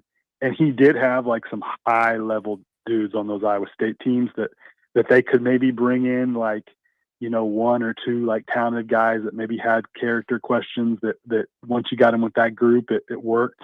But I do think they've really focused on like, let's bring guys that we want to coach that fit like how this culture piece is that we have. And I don't think like if you'd gone back then and talked to Fred, like, I don't think culture would have come up as much back in those Iowa State days. Cause it just he had some like leaders that just kind of took care of that. CJ, moving away from Nebraska, but maybe another surprise on the opposite end of the spectrum, Creighton this year with the knowledge of Greg McDermott and his future and how it's coming to a close. I guess I'm curious as to what you think this season will or will not mean for his path moving forward, and how much longer he wants to stay with Creighton, given that they already have the succession plan ready to go. Yeah, I haven't come up and spent any I haven't talked to him since the off season. You do talk to some people that think maybe it's his last year. I could see him not wanting to go out like this, right? And they do have some younger guys in the program that you can kind of build around, and maybe he decided, maybe in the preseason he said, okay, I'm this is probably gonna be my last, like, personally, to himself was like, okay, this could be the last. And then I could see, the competitive fear wanting to, I can't go out like this. Right. So who knows? But, I don't think any less of him as a coach or anything. I think it's just the way the portal goes. And sometimes you just have one of those years where it doesn't all come together, right? Like you miss on a couple guys that you thought were going to be hits. And I kind of think that's what they're going through this year. CJ Moore of The Athletic. If you had to throw a blanket, how many teams do you think fit under the blanket of the ones that you have seen that you think can win the national title? How big does that blanket have to be? How convenient. I got a story coming up tomorrow that that goes through that. I always give myself, I do this, like, this is the third year I've done this mid-season column. The first year I gave myself 6 teams. Last year I tried to pick it in 3. This year I was like, oh, why challenge myself? Let's go back to 6. Okay. So I do think the pool of teams that could actually win it this year is probably about as deep as it's ever been. Like, I think you could probably go beyond 6. But my 6 were Arizona, Michigan, Illinois, Houston, and then did I give you 5 right there, I think? And then I went back and forth between Duke and Nebraska. And I ended up going Nebraska because I've kind of been a Duke skeptic all year. So that's 3 Big Ten teams in there: Michigan, Illinois, and Nebraska that I would all consider title contenders. Oh, UConn as well. Sorry, I forgot UConn. UConn's in that group as well. But then there's other teams I think that would have a shot, like Iowa State, maybe Michigan State, Purdue still, even if they're going through it right now. I do think this is about as deep a title contender group as we've had in a long time. And CJ, I wanted to ask you about that, the notion, because not only is, the Big Ten, you mentioned, guys, 3 teams under that blanket, but they famously not won a title in 25 years. And there's been so many theories as to why that is. Maybe it's the way of the style of play, and then it doesn't mesh well when it gets to the postseason. Maybe it's in the way that the games are called.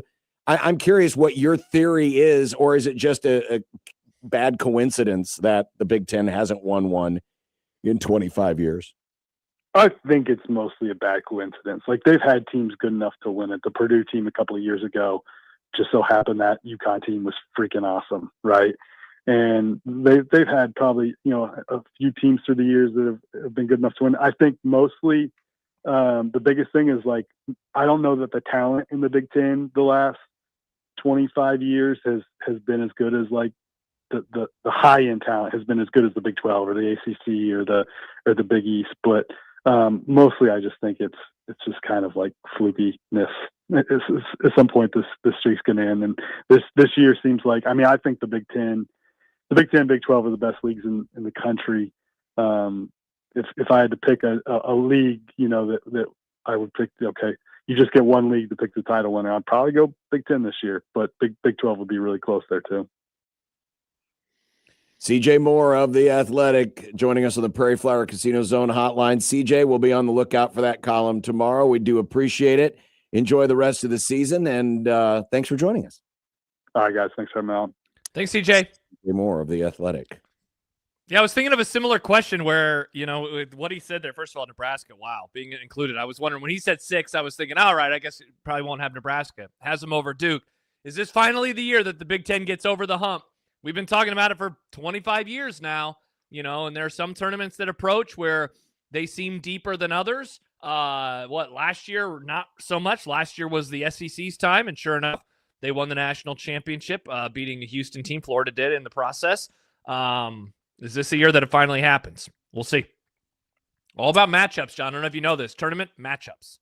It's about matchups. Yep, it certainly is. By the way, rules with a really stupid comment. Nebraska won't win the Big Ten tournament. How are they going to win the national tournament?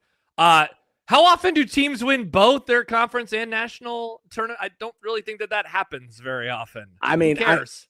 It's not a precursor to winning it all. Absolutely not. It is not a precursor. You don't have to, because some teams, believe it or not, maybe dial it back a little if they know that they're in a good spot in the NCAA tournament. Yeah. And they're not going all out in the conference. Rules says let's bet. Are we getting odds on this? Where if you're doing a $10 bet, what are the? I'm pulling up the national championship odds right now. You're going to pay me 5-1 or whatever it would be, 10-1. I think 5-1 was them to make the Final Four. Let's see. Nebraska's 27-1 to win the national championship. Are you offering 27-1 odds on Nebraska winning the championship? 30-1 odds on them? I don't think they're going to. I just don't think that it's a prerequisite that they have to win the Big Ten. No, it is. So. I haven't done the research, and I don't think I'm going to. You're not going to. Yeah. Pretty sure Villanova didn't win the Big East tournament. At least in one of their 2 years, they won the title. Pretty sure UConn didn't win in one of the 2 years they won the title. Those are just recent examples I can think of. No, you do not have to win the conference title to win a national championship. Yeah.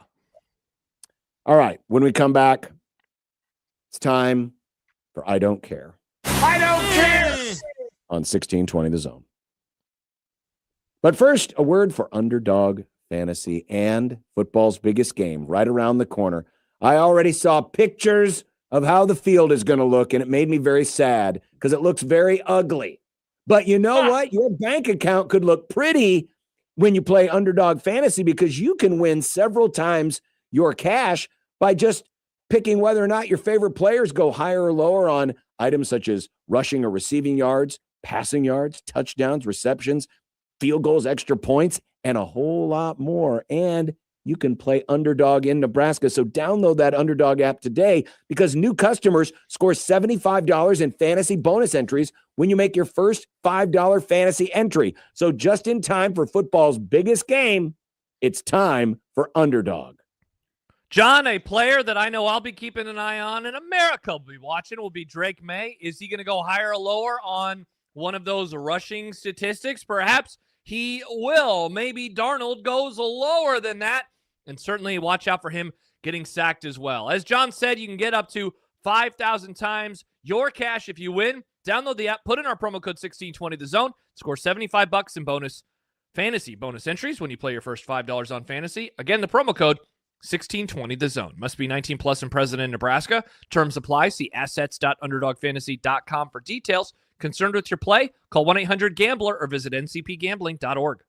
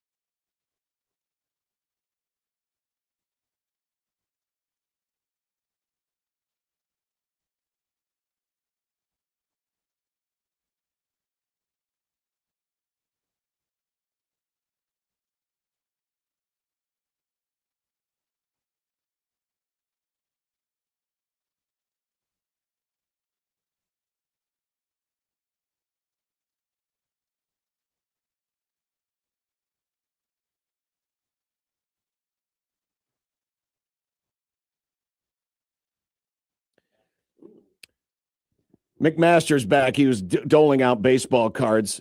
I was wondering who was in there. I could see you guys dressed like a hobo. He looks like a hobo. I said, "You're not going to your date dressed like that, are you?" Go take a shower, Matt. What are you doing? Yeah. Again. I don't know if this young lady knows what she's getting into. Definitely not. Usually before like a first date, the last thing I'm doing is like doing these little weird odds and ends things. Certainly, I already know where I was going to go for the date. I had all that already planned out. I was going to look nice and everything. Yes, I am number one, Matt. Thank you. But here he is. He's going out. He's buying baseball cards. He's dressing like he's, slumming it at some frat party. I mean, it's just this poor woman. This poor woman. She's getting she's like fifth on his list of things that he's thinking about today.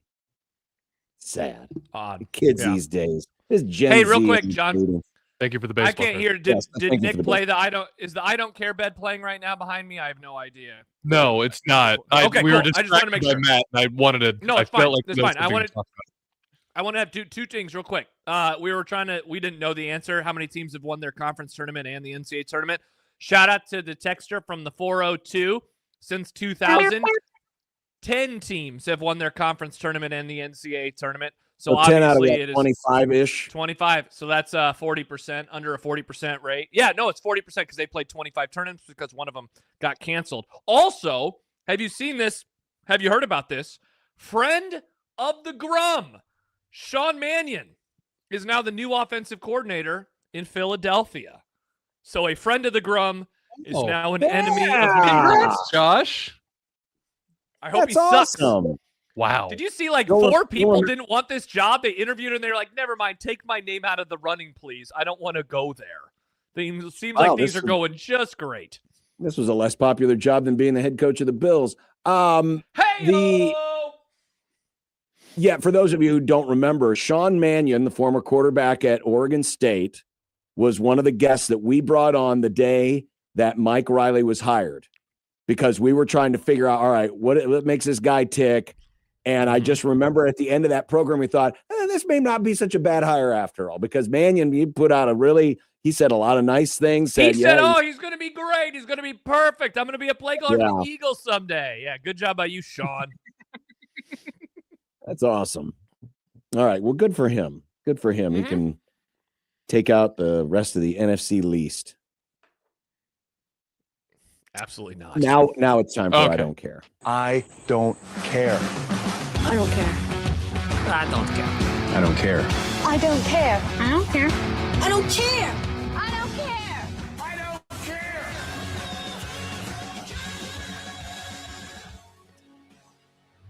I do not care about all of these people from Michigan who have invaded my timeline, all because I posted something yesterday about the missed call at the end of the Nebraska-Michigan game. Now, my motivation for doing this was, so there's this guy on Twitter, Ant-Man, Ant-B, Ant something or other, who he goes back through the tape and he basically grades the officials, right? Mm-hmm.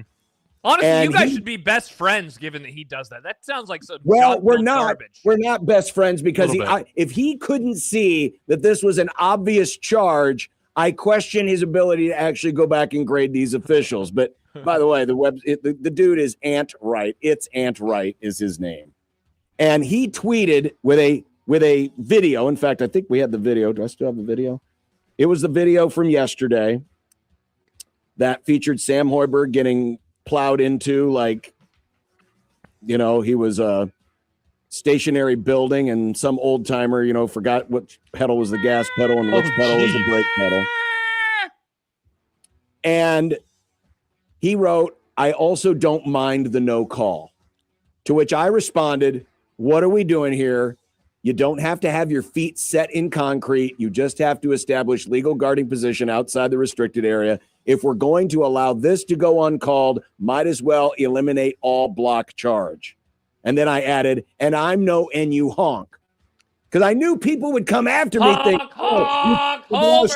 He's from Nebraska. Homer. And oh my God, the number of Michigan people that are just polluting this thing, including this one dude, Jackson, who thinks, oh, you're obvious bias. I said, you don't know me very well, do you? So I don't care for all these Michigan people. Listen, I don't like your football team. They cheat their ass off. And I do respect your basketball team because I saw them in person. I was very impressed by them. Very impressed by them. But you you Michigan people, are going to make me not like your basketball team because you like your basketball team. And you are bad people. I'm sorry. They missed a call. I'm not saying your team's not legitimate. I'm just saying they missed the damn call. It was a bad call. I don't care about people who do 3-hour Twitter spaces showing the whole game and going possession by possession to figure out which foul calls were the correct ones and which were the incorrect ones. How do you have that kind of time, first of all? Do you get paid for this? Hobby. Yeah, I mean, that is a hobby. It's just a terrible hobby. I don't get a better hobby. Yeah, that's true. I don't understand it. How do you just do that? Like, hey, let's go possession by possession and say if they got the calls right. You have to be a huge dork to do that. Yeah, well, I think John and this guy could be best buds. I don't go through the tape and analyze every call, right or wrong. He was set. Also, we hit on this a little earlier. I don't care. I don't care about the excuses made that kept Bill Belichick out of the Hall of Fame for now. I don't care. We already talked about it earlier, though. I don't care. I got a spicy one. Oh. I don't care that the broadcast of the Nebraska-Michigan game was terrible because I was so locked into what was happening, I didn't even notice.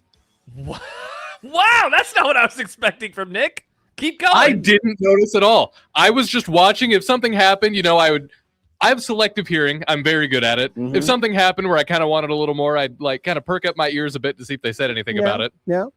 But otherwise, I didn't care. I was entertained. I saw what was happening. I understood what was happening. I didn't need that. I didn't notice any audio issues. The one thing I do care a little tiny bit about was I wish there were replays. I care. I care a little, but mostly I don't show very many replays. It was very strange. Yeah. That's understandable. If you're not watching it actively and living and dying with every dribble, I understand why you would not be distracted by this. Totally get it.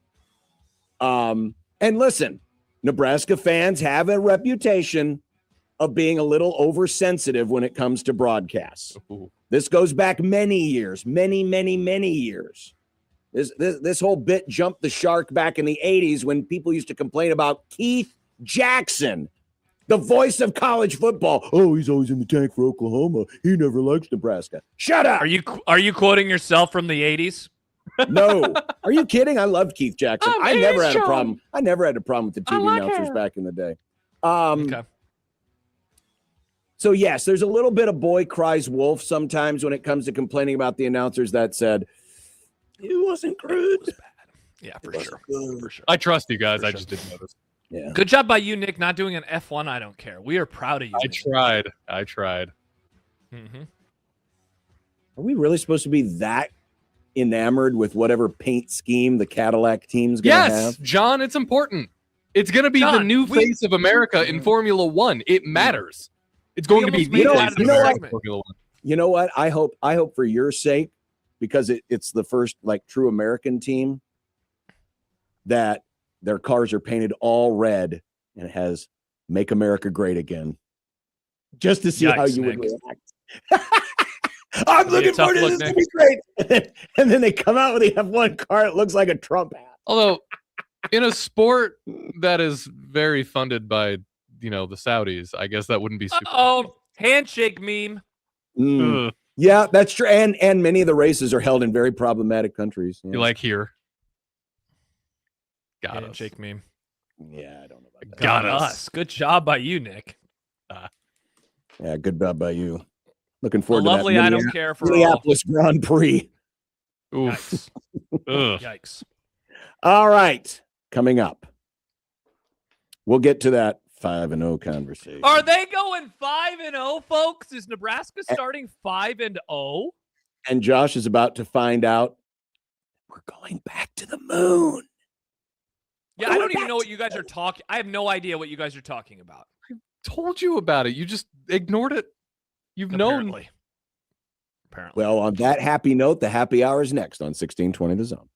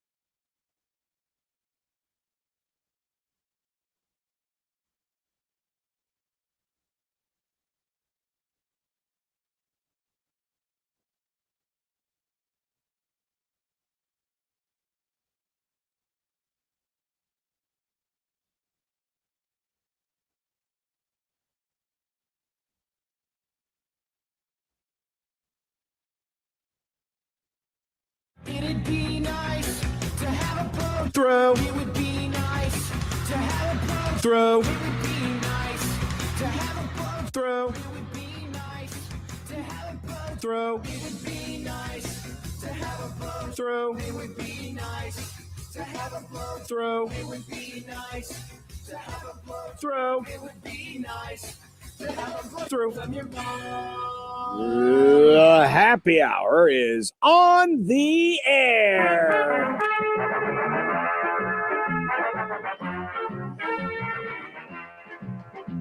You know, the other day when I was driving home, because this is that weird time of year where I don't always get a chance to drive home right after the show from the studio, but I noticed I could look up into the sky and still see a little definition in the clouds. Yes, kids, the days are getting longer.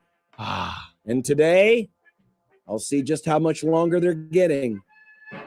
My goal is always to try to make it out of the city limits of Omaha and still be able to see definition in the clouds.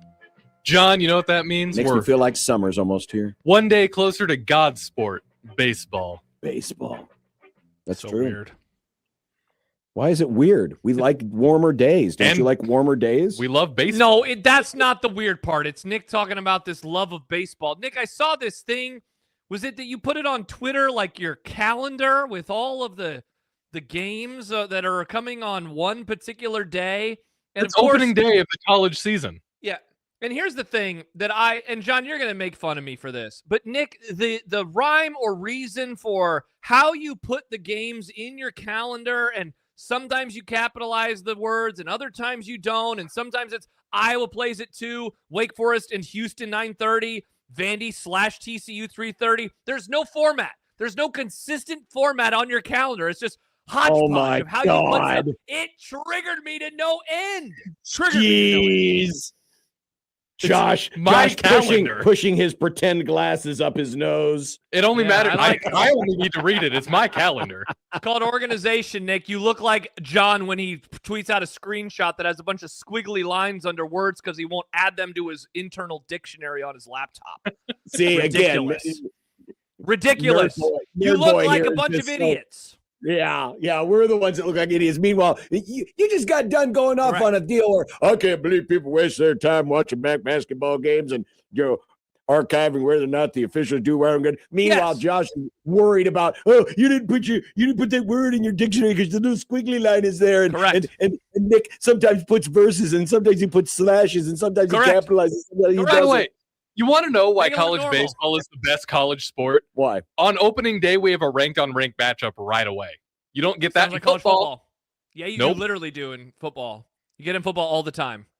No, we would rather play an FCS school, please. We want to pad our wins. All right. Remember Farmageddon, Nick, last year? Remember Farmageddon? That was ranked unranked. We have totally and then what happened to Kansas State? Go Clones.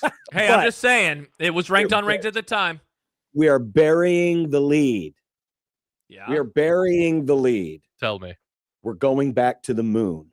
Woo! Now, I realize that this has been in the works for a while. Yes. But it just shows you, it just shows you how little I pay attention anymore to current events.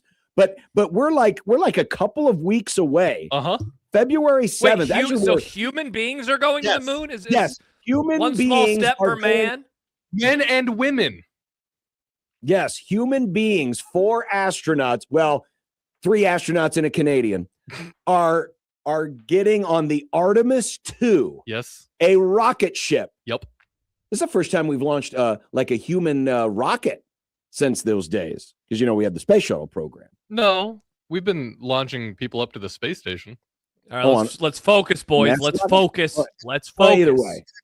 Either way. I'm space pilled. I've been keeping up with the Artemis program since middle school. The Artemis 2, which is operating in this timeline and this timeline only, not some weird alternate time.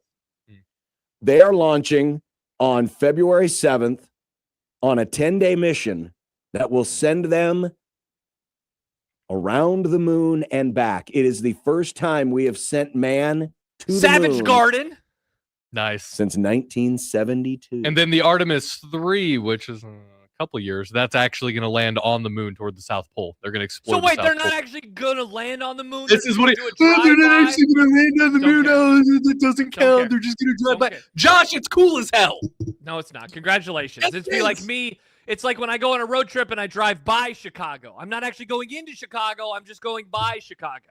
Yeah, but Congratulations. as long as you stop at Lou Malnati's, it's like you're in Chicago. You But get if I'm on deep- the interstate the entire time on my way to Grand Rapids, Michigan, then I'm not even going to Chicago. This is a Grand Rapids, Michigan space Josh, exploration, Nick. The difference between this is the moon isn't Chicago. Anybody can drive past Chicago. Not It's anybody. a little harder to drive past the moon.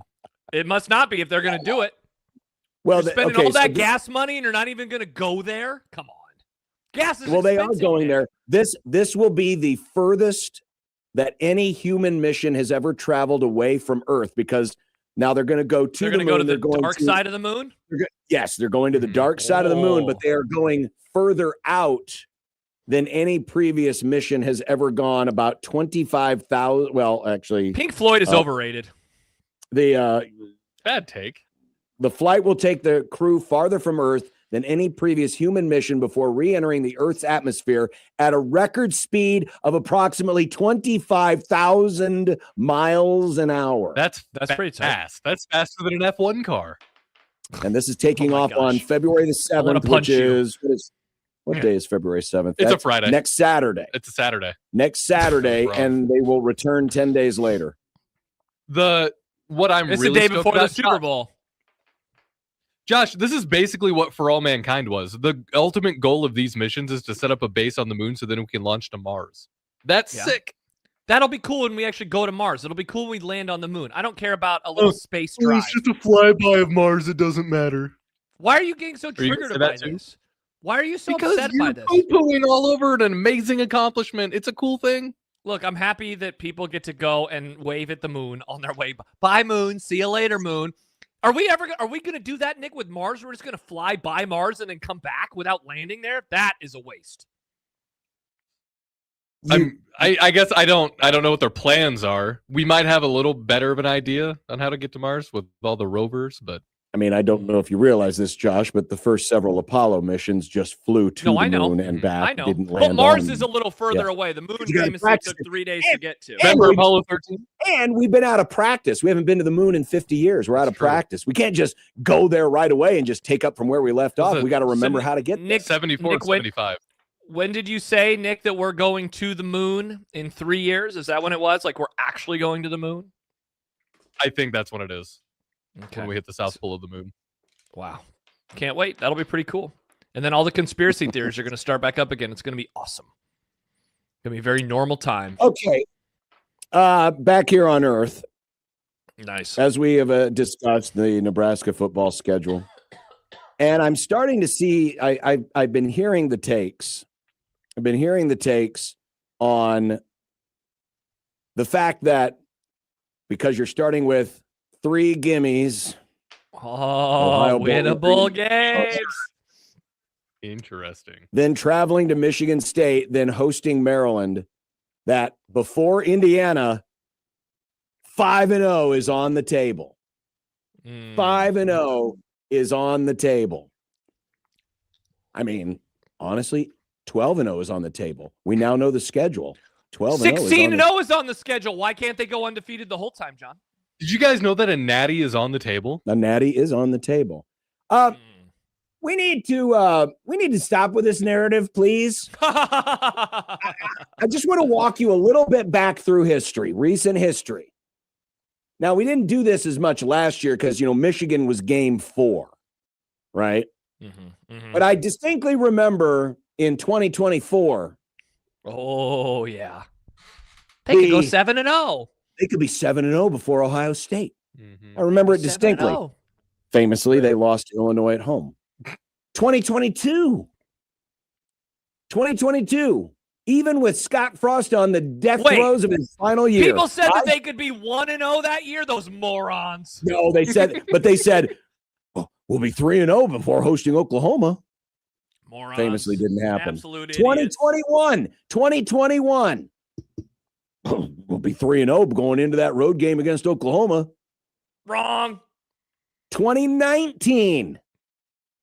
Oh, we'd be 4-0 with College Game Day coming to Ohio State. Now, in fairness to the idiots, I was one of those idiots in 2019 as well. But then they lost to Colorado and everything went to hell. Even in 2018, when people started looking at the schedule, they said, we got a chance to build some momentum right out of the gates for Scuffro. Now, John, I'm noticing a pattern here. Yeah. I think that they didn't reach those records, Nick. Was that the pattern? Yeah. Yeah. You know what those records were, Nick? Those records were the moon. And Nebraska was just flying on by them, but nary a chance to actually go touch them. I am done. I am done with this looking at the schedule and say, oh, they could be 5-0. Sure, they could be 12-0. They could be 13-0. They could lose to Ohio. They could be 0-1 heading into Bowling Green. We don't know. Mm-hmm. But I'm out. We need to put an end to this 5-0 business, right? We need to nip this in the bud because recent history has proven us all to be fools for assuming this. Fools. Oh, Kenneth, great point. Does any of this even happen if Scott Frost-Air is able to get off the ground against Akron? John, if only they would have played Akron, all of our dreams would have been realized and all of those records would have been reached. An email from John, who writes into the Equitable Bank inbox, Nebraska may very well have the talent on the team to start 5-0. The problem is Rule is still the coach, so it won't happen. Yeah, I mean, Jordan hits on it in the YouTube the same chat. people that put the over on Nebraska. Yeah, probably, Nick. Jordan says Nebraska is famously not very good versus Coach Boyfriend. John, I don't know. Why am I stunned by anything these days? I'm stunned that people are just chalking up a road game in East Lansing is an automatic W. When is the last time that Nebraska went to East Lansing and won a football game? I have the answer if you don't know what it is off the top of your head. Was it the Taylor Martinez comeback in the fourth quarter?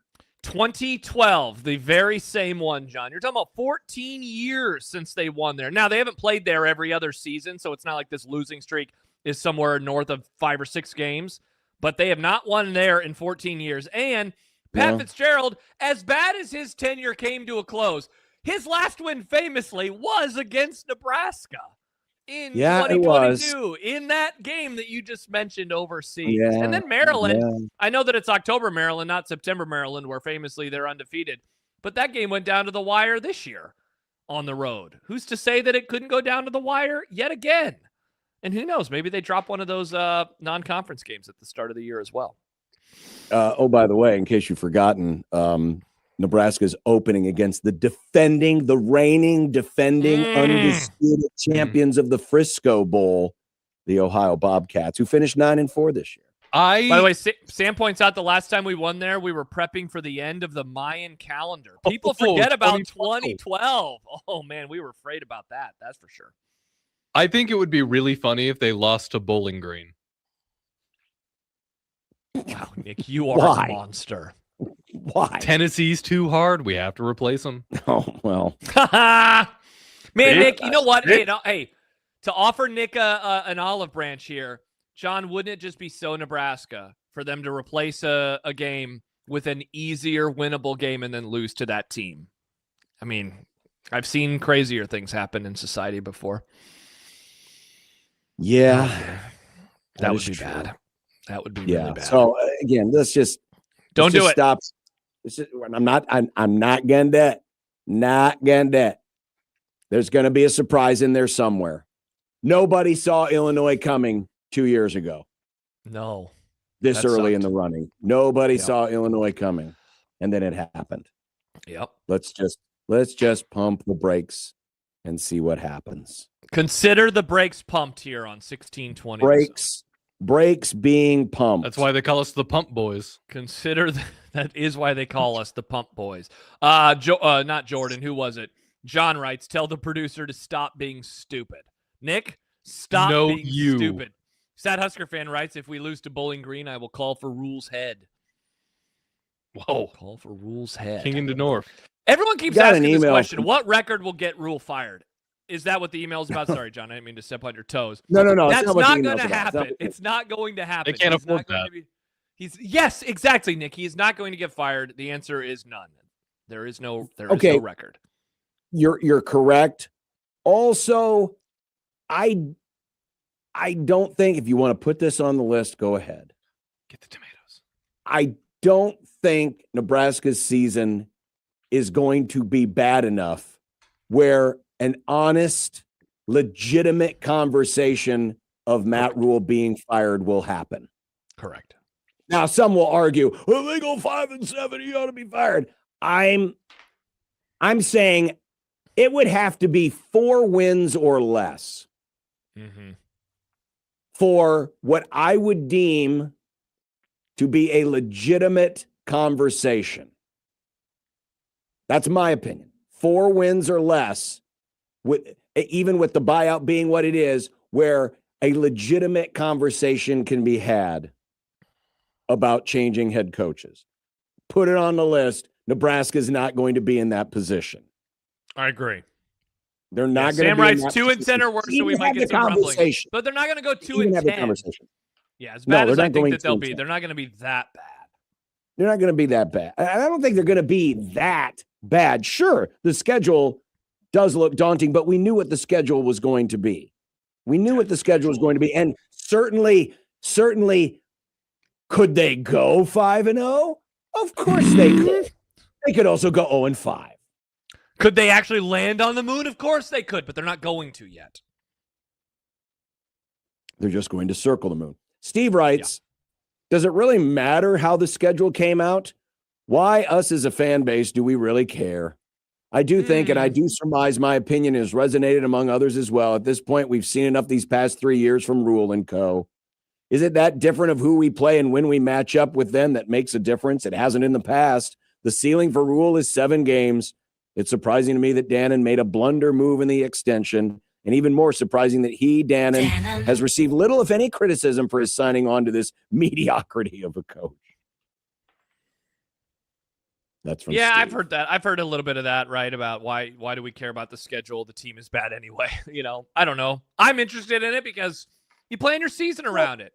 Well, sure, you plan your season around it, but also there is an ebb and a flow to every schedule.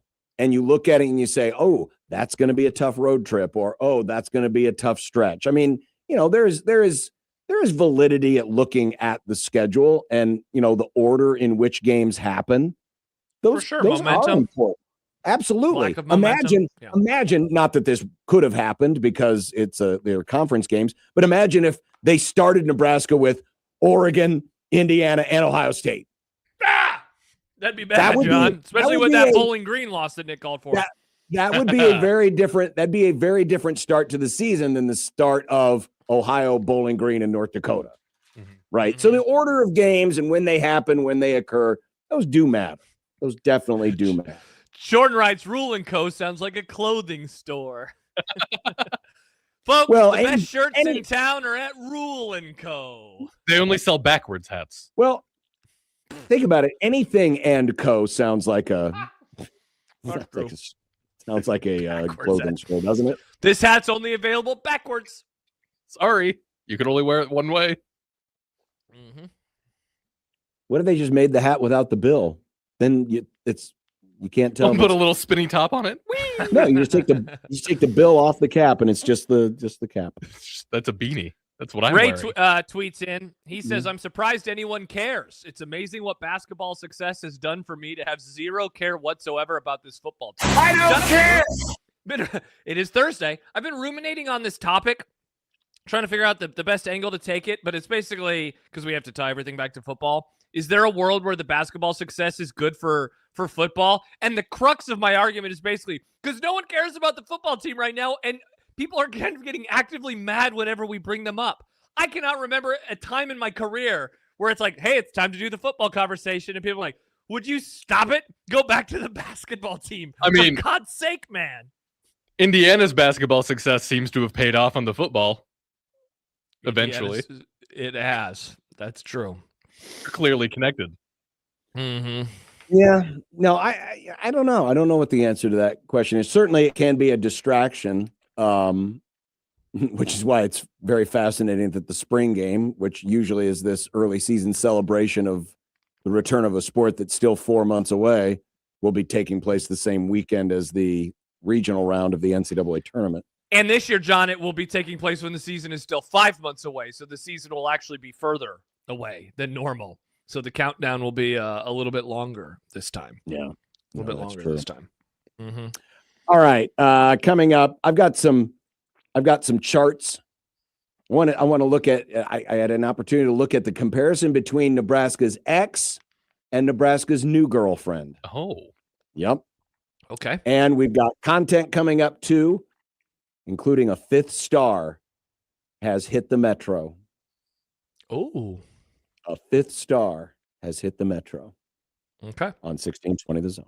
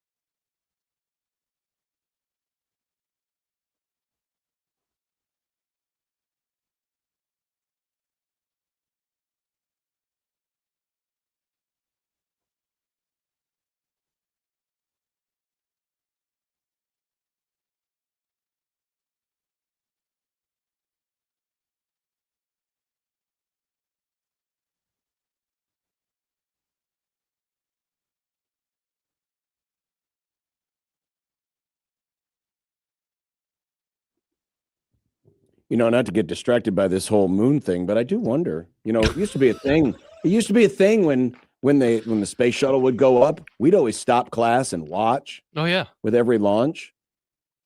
I wonder if we'll have another moment like that where, people gather around their TVs on Saturday the 7th and watch the launch of the Artemis II. I hope so. Well, Josh won't because he hates our space program, apparently. They'll gather around TikTok and all watch it on their phones together. People don't watch television anymore, John.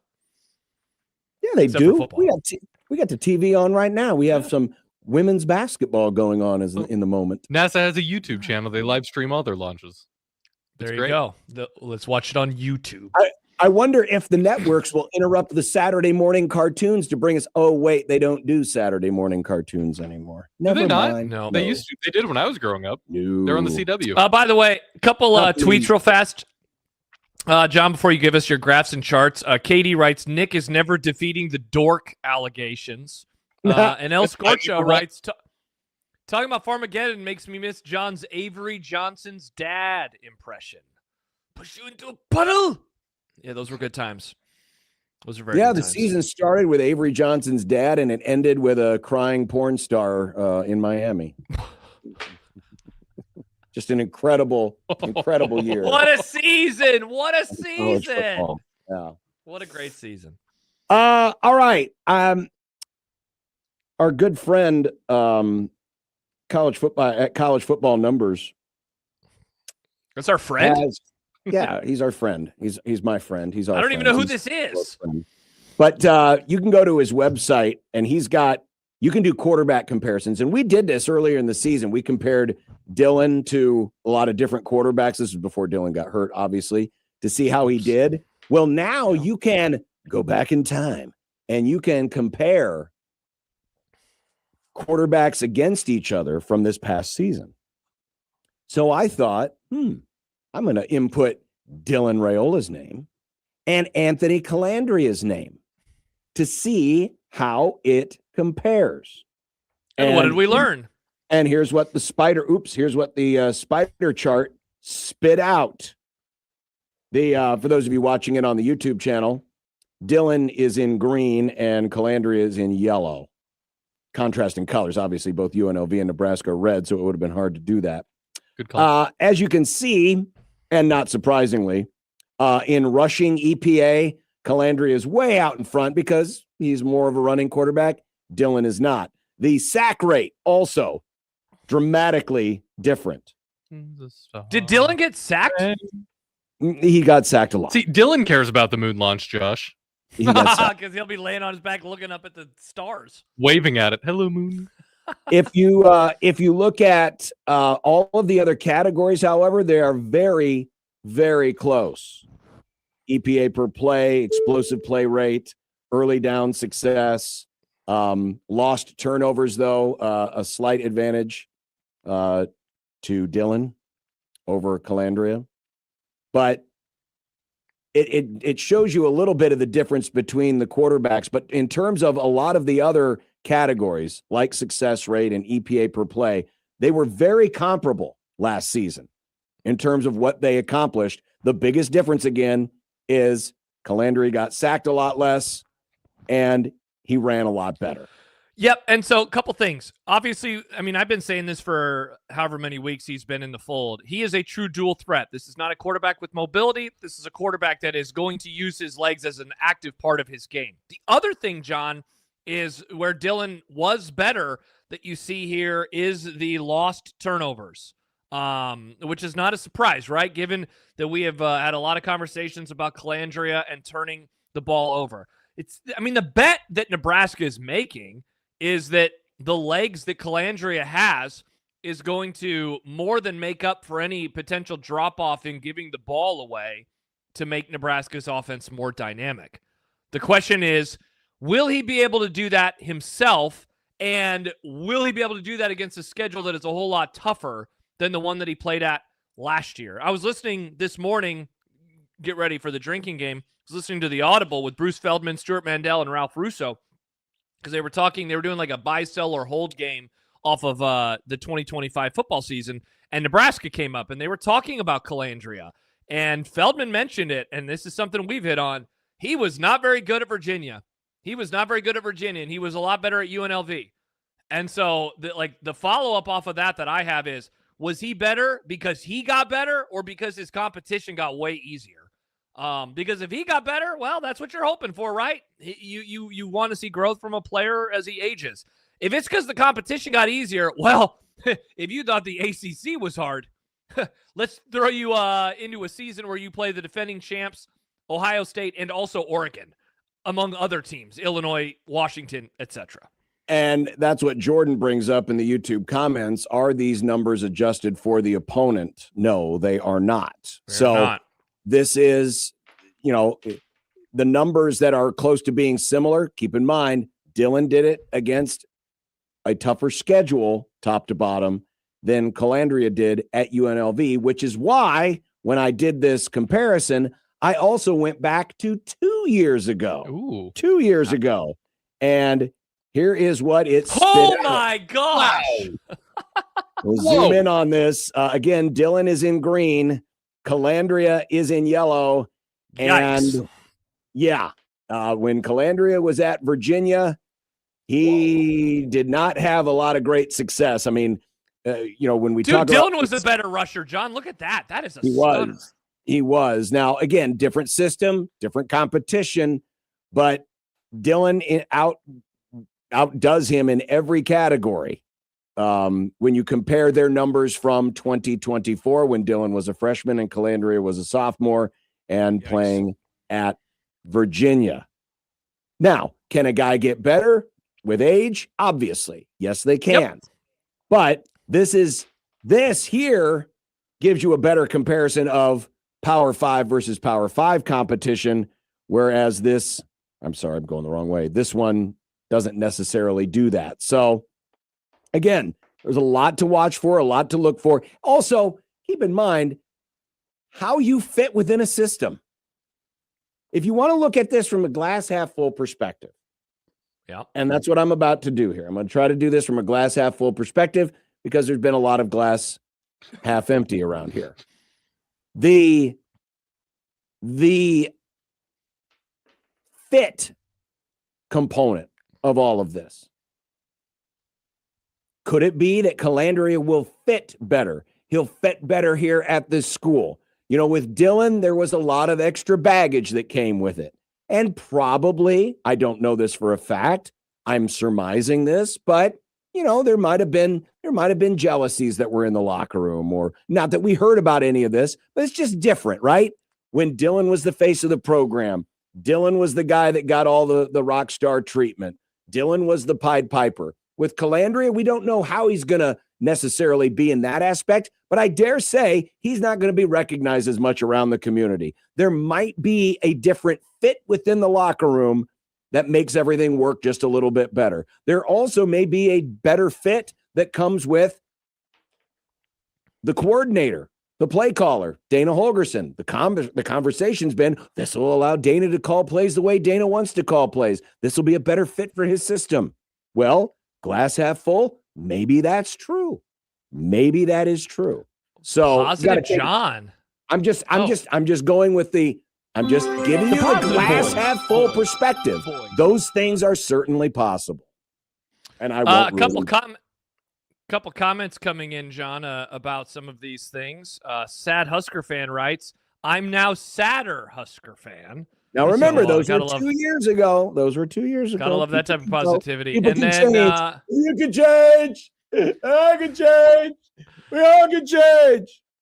Dave writes, let's hope he's not Jeff Sims 2.0.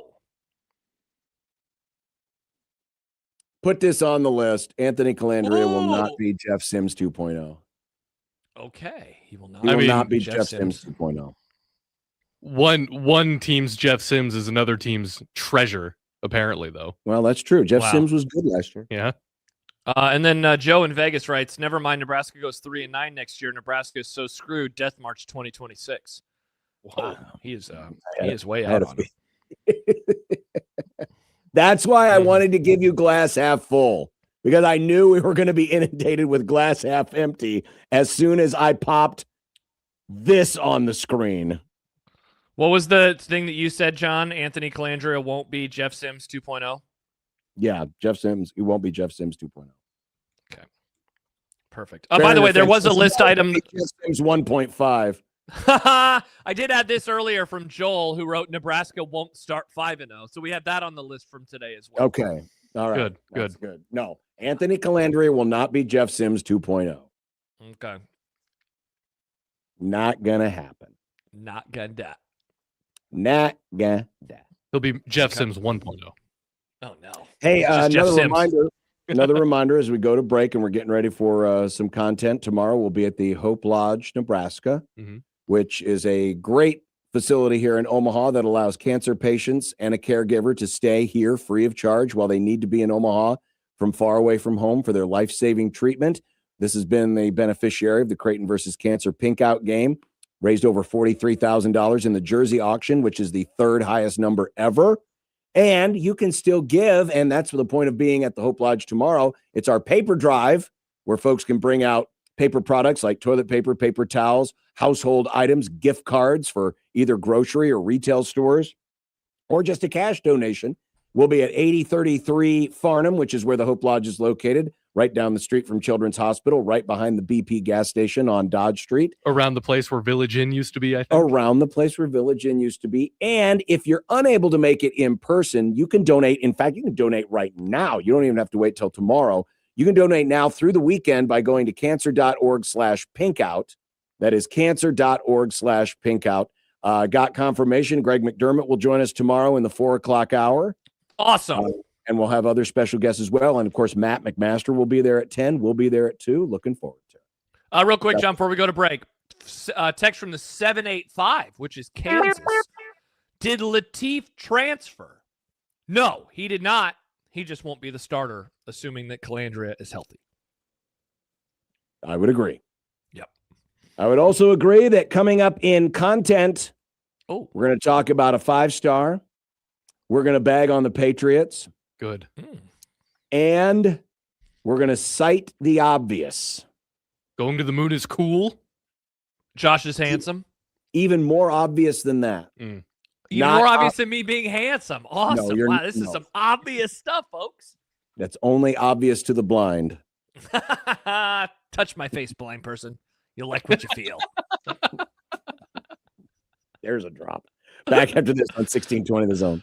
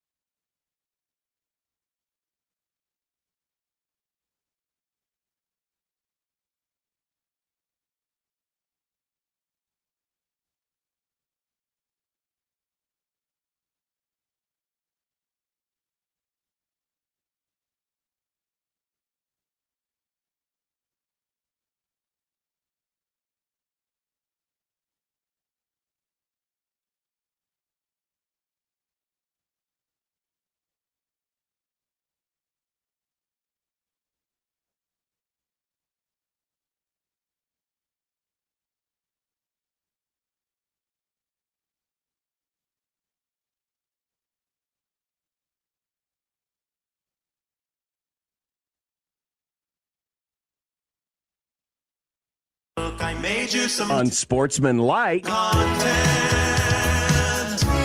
Unsportsmanlike content. Unsportsmanlike content. Content that's unsportsmanlike. To the content machine, Nick. It's like a trip around the moon and back. Oh, that's really cool and awesome, and I'm glad we're doing it. They're going to get some cool pictures. Imagine what man, they didn't have good cameras back. I mean, they had cameras, but not as good at cameras we have today. We're about to get 4K moon pics. Oh, 4K moon pics. Ooh. Those are going to make some great screensavers. I sent you my moon. Please reply. Jet Tamala, an Omaha native quarterback who played his high school football in Omaha, was granted the coveted 5th star by Rivals.com in their final ranking of the class of 2026. His number 24 overall ranking is the highest ever by the website for a Nebraska high school prospect. Congrats to Jet. Welcome to Iowa. Well, he's going to Alabama, actually. For now. It certainly makes his story even more interesting because remember, Nebraska already had their quarterback. Whatever happened to that guy? His name was Dayton, and he decided not to come here anymore. And now Jet Tamala is a 5-star going to Alabama, which is interesting because as Sean Callahan pointed out, he didn't really participate in a lot of the off-season stuff. So he was kind of confused as to why his ranking went up because there wasn't a lot of new stuff that was put out there. But either way, congratulations to the young man, and I'm sure people will be following his career with great interest. And if he is good at Alabama, people will definitely not yell at Nebraska's current head coach for choosing to take the commitment of Dayton Raiola over him, especially given that Dayton Raiola will have a wonderful career at Nebraska. That's pretty wild, though. Highest ranked ever? Is that what it was? Is that what the stat was? He was 24th. Baker Steinkuhler, when he was a 5-star, was 28th. Wow, that's nuts, man. Good job by him. Check out the log of the New England Patriots schedule. In 11 of the 18 weeks, they played a team who eventually fired their coach. 2 of the other games were against the Jets. Could this be one of the weakest Super Bowl teams of all time? John, you're obviously going to be able to do a little bit better historically than I am able to do. The first team that comes to my mind is the Chargers of 1994, a very much surprise participant in the Super Bowl and a team that got rocked by the 49ers in a game where they could pretty much name their score. The Patriots, I mean, obviously they're a good team. They've won a lot of games. This is wild, though. Look at all those fired coaches. I love fired coach, NFC South, fired coach, NFC South. Jets are on there twice. Bengals are on there as their own separate category. Tough. It's a very tough look for the Patriots. No, they're not going to be the worst team to play in the Super Bowl. Who is it, do you think? The weakest. Do you think that Chargers team in 94 is on the list? Get the tomatoes? They're probably, I mean, it's probably a lot of those teams from the AFC getting dominated by the NFC era. But the fact that they played a weak schedule, and, listen, the Rams in 99 didn't play a very tough schedule. They didn't play a schedule this pathetic, given if we're just going by the idea of they fired their coach after the season. But it does make things look rather interesting. And when you consider they got home playoff games, they played a Chargers team that was, had no offensive line. Yep. They played a Texans team with a quarterback who has the turnover yips like you wouldn't believe. And then they go to Denver, play the backup quarterback, and then they get the lead just in time for it to snow like crazy to give no team really a chance to move the ball the rest of the game. You know what? It's gonna be a real bad look for the Seahawks if they lose this game. I mean, it'd be arguably the most embarrassing loss in that franchise's history if they were to lose this Super Bowl. What pisses me off the most about this is week 2. That was when they played the Dolphins. That was a really close game. The Dolphins would have won if Tua didn't Tua everywhere. Well, why did he Tua everywhere, Nick? Because he's Tua, Josh. Sad. According to Chris... Sometimes you got a Tua. Sometimes you got a Tua. According to Chris Haynes, Jason Tatum is reevaluating his situation and is now considering sitting out the entire 25-26 season. Final decision has yet to be determined, though. Are you surprised? Should I be? I mean, I was surprised, John, that there was a lot of chatter that he was going to come back and play meaningful minutes on a team that has a surprising start to the season. He tore his Achilles in May. So I was a little stunned that it was like the expectation coming out of Boston had been he is going to play and he'll probably be back by February. I always thought that that was a bit ridiculous. Oh, yeah, that's crazy. It's great because I was always under the expectation if he was going to be back, he'd be back maybe in time for the playoffs. Yeah, they wanted to bring him back next month, it seemed like was the plan, or at the very least by March. That would be ridiculous. This team is not going to win a championship this year, so I don't know why you'd want to bring back your superstar coming off of an injury like that, potentially hurting himself again. What do you mean they're not going to win a championship this year? Look at where they are in the standings. They're third in the East. Third in the East. They're third in the East. That means they're like the 10th best team in the NBA. The Pistons. Isaiah Thomas ain't walking through that door. Nice. If I ever decide to become an NBA fan, I think I'll follow the Pistons because it's like cars. And I like cars. Vroom, vroom, says Nick Grimm. Because it's like cars. And the Lakers played in Cleveland last night with James moved to tears after a montage of some of his highlights as a Cavalier. Is LeBron playing his final season in the NBA? I think he is, John. I think that we're nearing the end of the road. LeBron James has been playing professional basketball since I was a freshman in high school, which when you put it that way, as I approached my 40s, it seems like it's my entire life, and basically it is. It's more than half my life. I think that we are nearing the end of LeBron's time as a member of the NBA. Maybe he was just getting teary-eyed looking up and going, man, I used to really be good. Now I'm just I could dunk. Now I'm just kind of okay good. Maybe he was crying because he realized he was in Ohio. Oh, that's his home. It's where he's from, Nick. You're from Iowa. Yeah, better than Ohio. You know what we say in Iowa? At least we're not Ohio. I'd like to say this is his last year, and you know what? If it is, I will give him praise. A, for realizing, hey, when it's time to go, it's time to go. But B, not dragging it out and announcing it, and then doing the whole we're going to do the year-long retirement ceremony. Mm-hmm. Couldn't agree more. Says, you know what? I'm done. I'm going to be out, and I don't need all of the extra praise. So if he does, kudos to him. If he doesn't, good luck making it through another season on those creaky bones. According to Adam Schefter, the Chargers are hiring Western Michigan defensive coordinator Chris O'Leary as their defensive coordinator. O'Leary returns to the Chargers, where he worked as a safeties coach under Jesse Minter in 2024. Max Shin is coming to the NFL, boys. Cool? Sure. Why not? This would be a very curious move if he hadn't already been in the organization. But it's obvious that his connection to Jesse Minter and his work with him got him the job, though it is rather – I'm trying to remember the last time an assistant coach went from the MAC to a high-ranking position in the NFL. That's what I was trying to do, too. I can't remember one, man. It's been a long time. Good on – I know, John, you love Maction, so you've been watching him and his defense, for the last few months. You've probably been breaking down film. No, I have not been breaking down film. Okay. Not misunderstood. I was too busy breaking down film and auditing all of the officials' calls from last night's DePaul game. Understandable.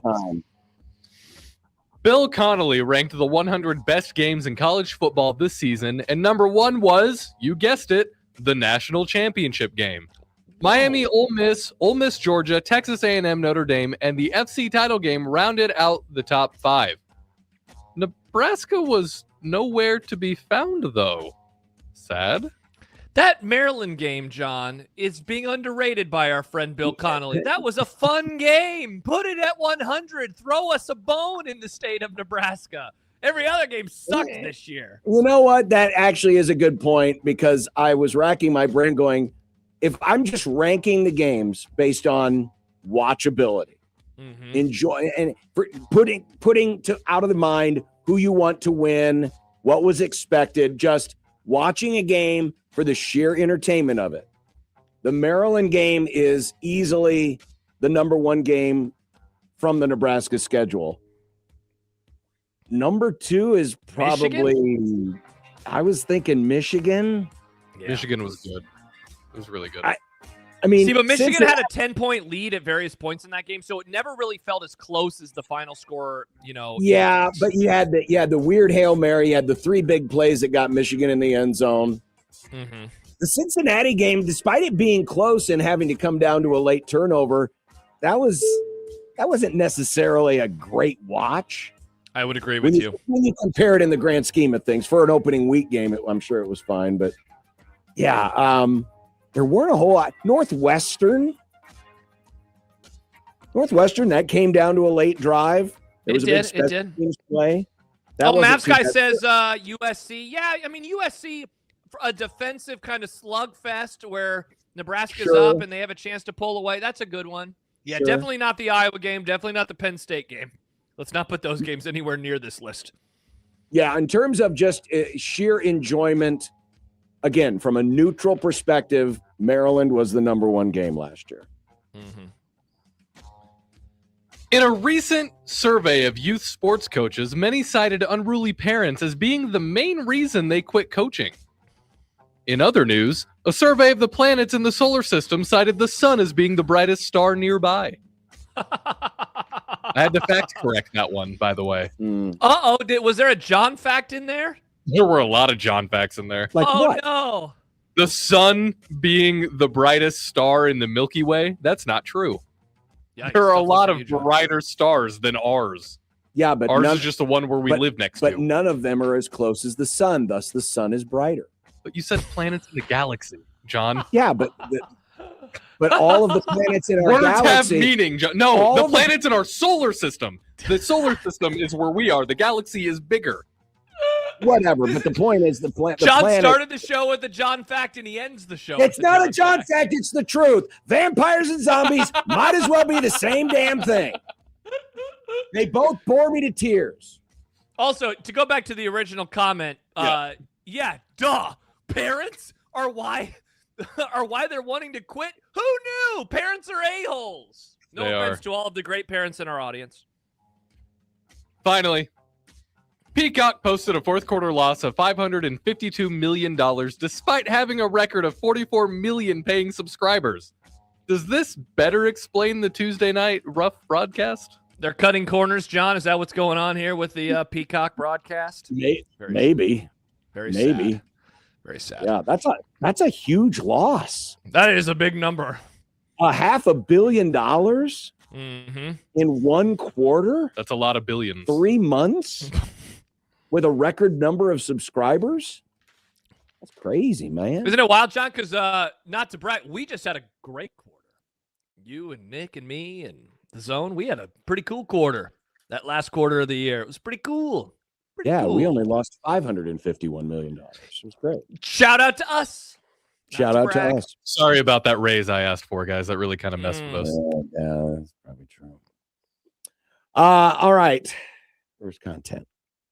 We'll do dinner and put a wrap on the Grum next on 1620 The Zone.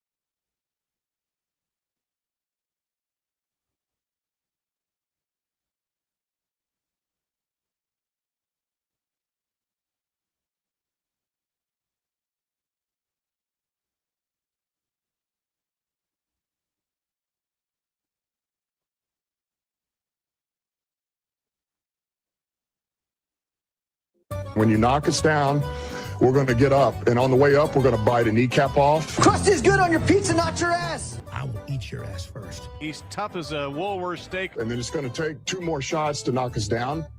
All right. And on the way up, we're going to take your other kneecap. I'm ready to hang them up, gut them, and skin them, and chop them up. You know what? I'm ready. My daughters aren't starving to death.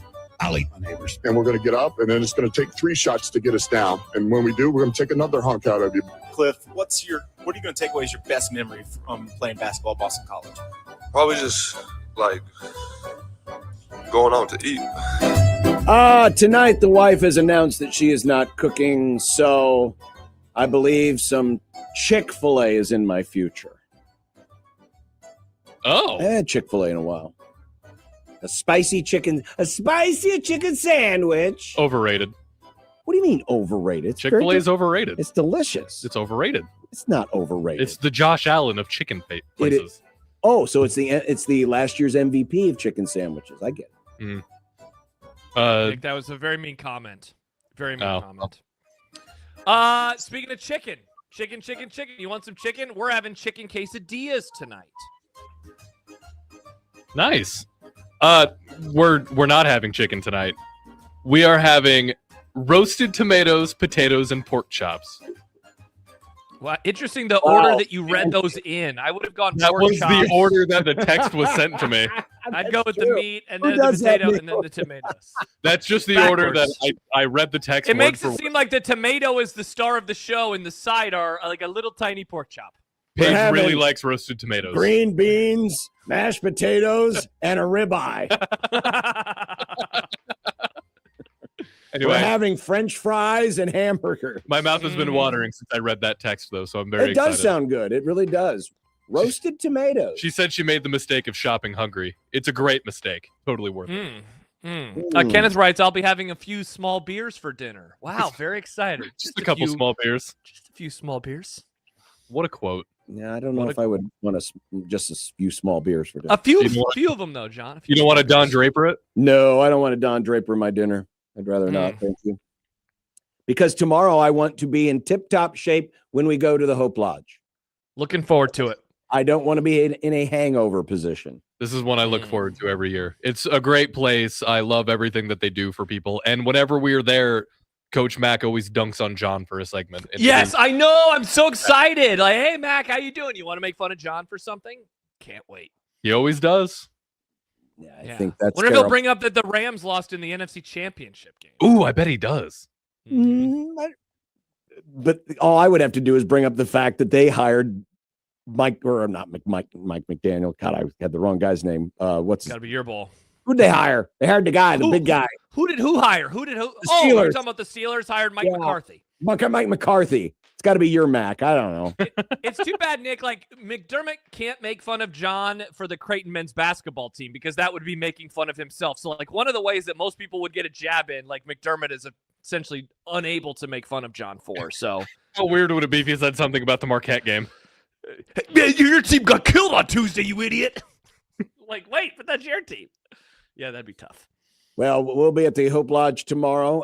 And again, if you would like to make a donation, if you can't be there in person, just go to cancer.org/pinkout. And the site will be open throughout the whole week, including past the game on Saturday through the weekend. So make sure that if you're not able to join us, to please consider a donation to the Hope Lodge, Nebraska. And also, not only will we be at the Hope Lodge, but also Middays with Matt, where he will probably tell you how his date went. An Hopefully update on like a hobo.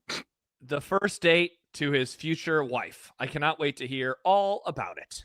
All about it. Wow. Nelson writes, Matt's becoming a dad tonight. Grumball it. Whoa. Congrats, Matt. That's so exciting. You know, people forget the Hope Lodge a couple years ago was the first time I mentioned my now fiance on the air. And John said something weird about tonsil hockey. Oh, I got really mad about that because I didn't know what tonsil hockey was. Yeah, I can't believe you have never heard the term tonsil hockey. No, I thought it was something way different and more disrespectful. Oh, no. All right. Now he would say the other thing, Nick. Yeah. Probably. Yeah. All right. We'll talk to you tomorrow from the Hope Lodge. Have a great rest of your night. Oh, look, the sun is still out. I'm going to go outside. I can still see daylight. The days are getting longer. Oh wow! Nope. You close the damn shades.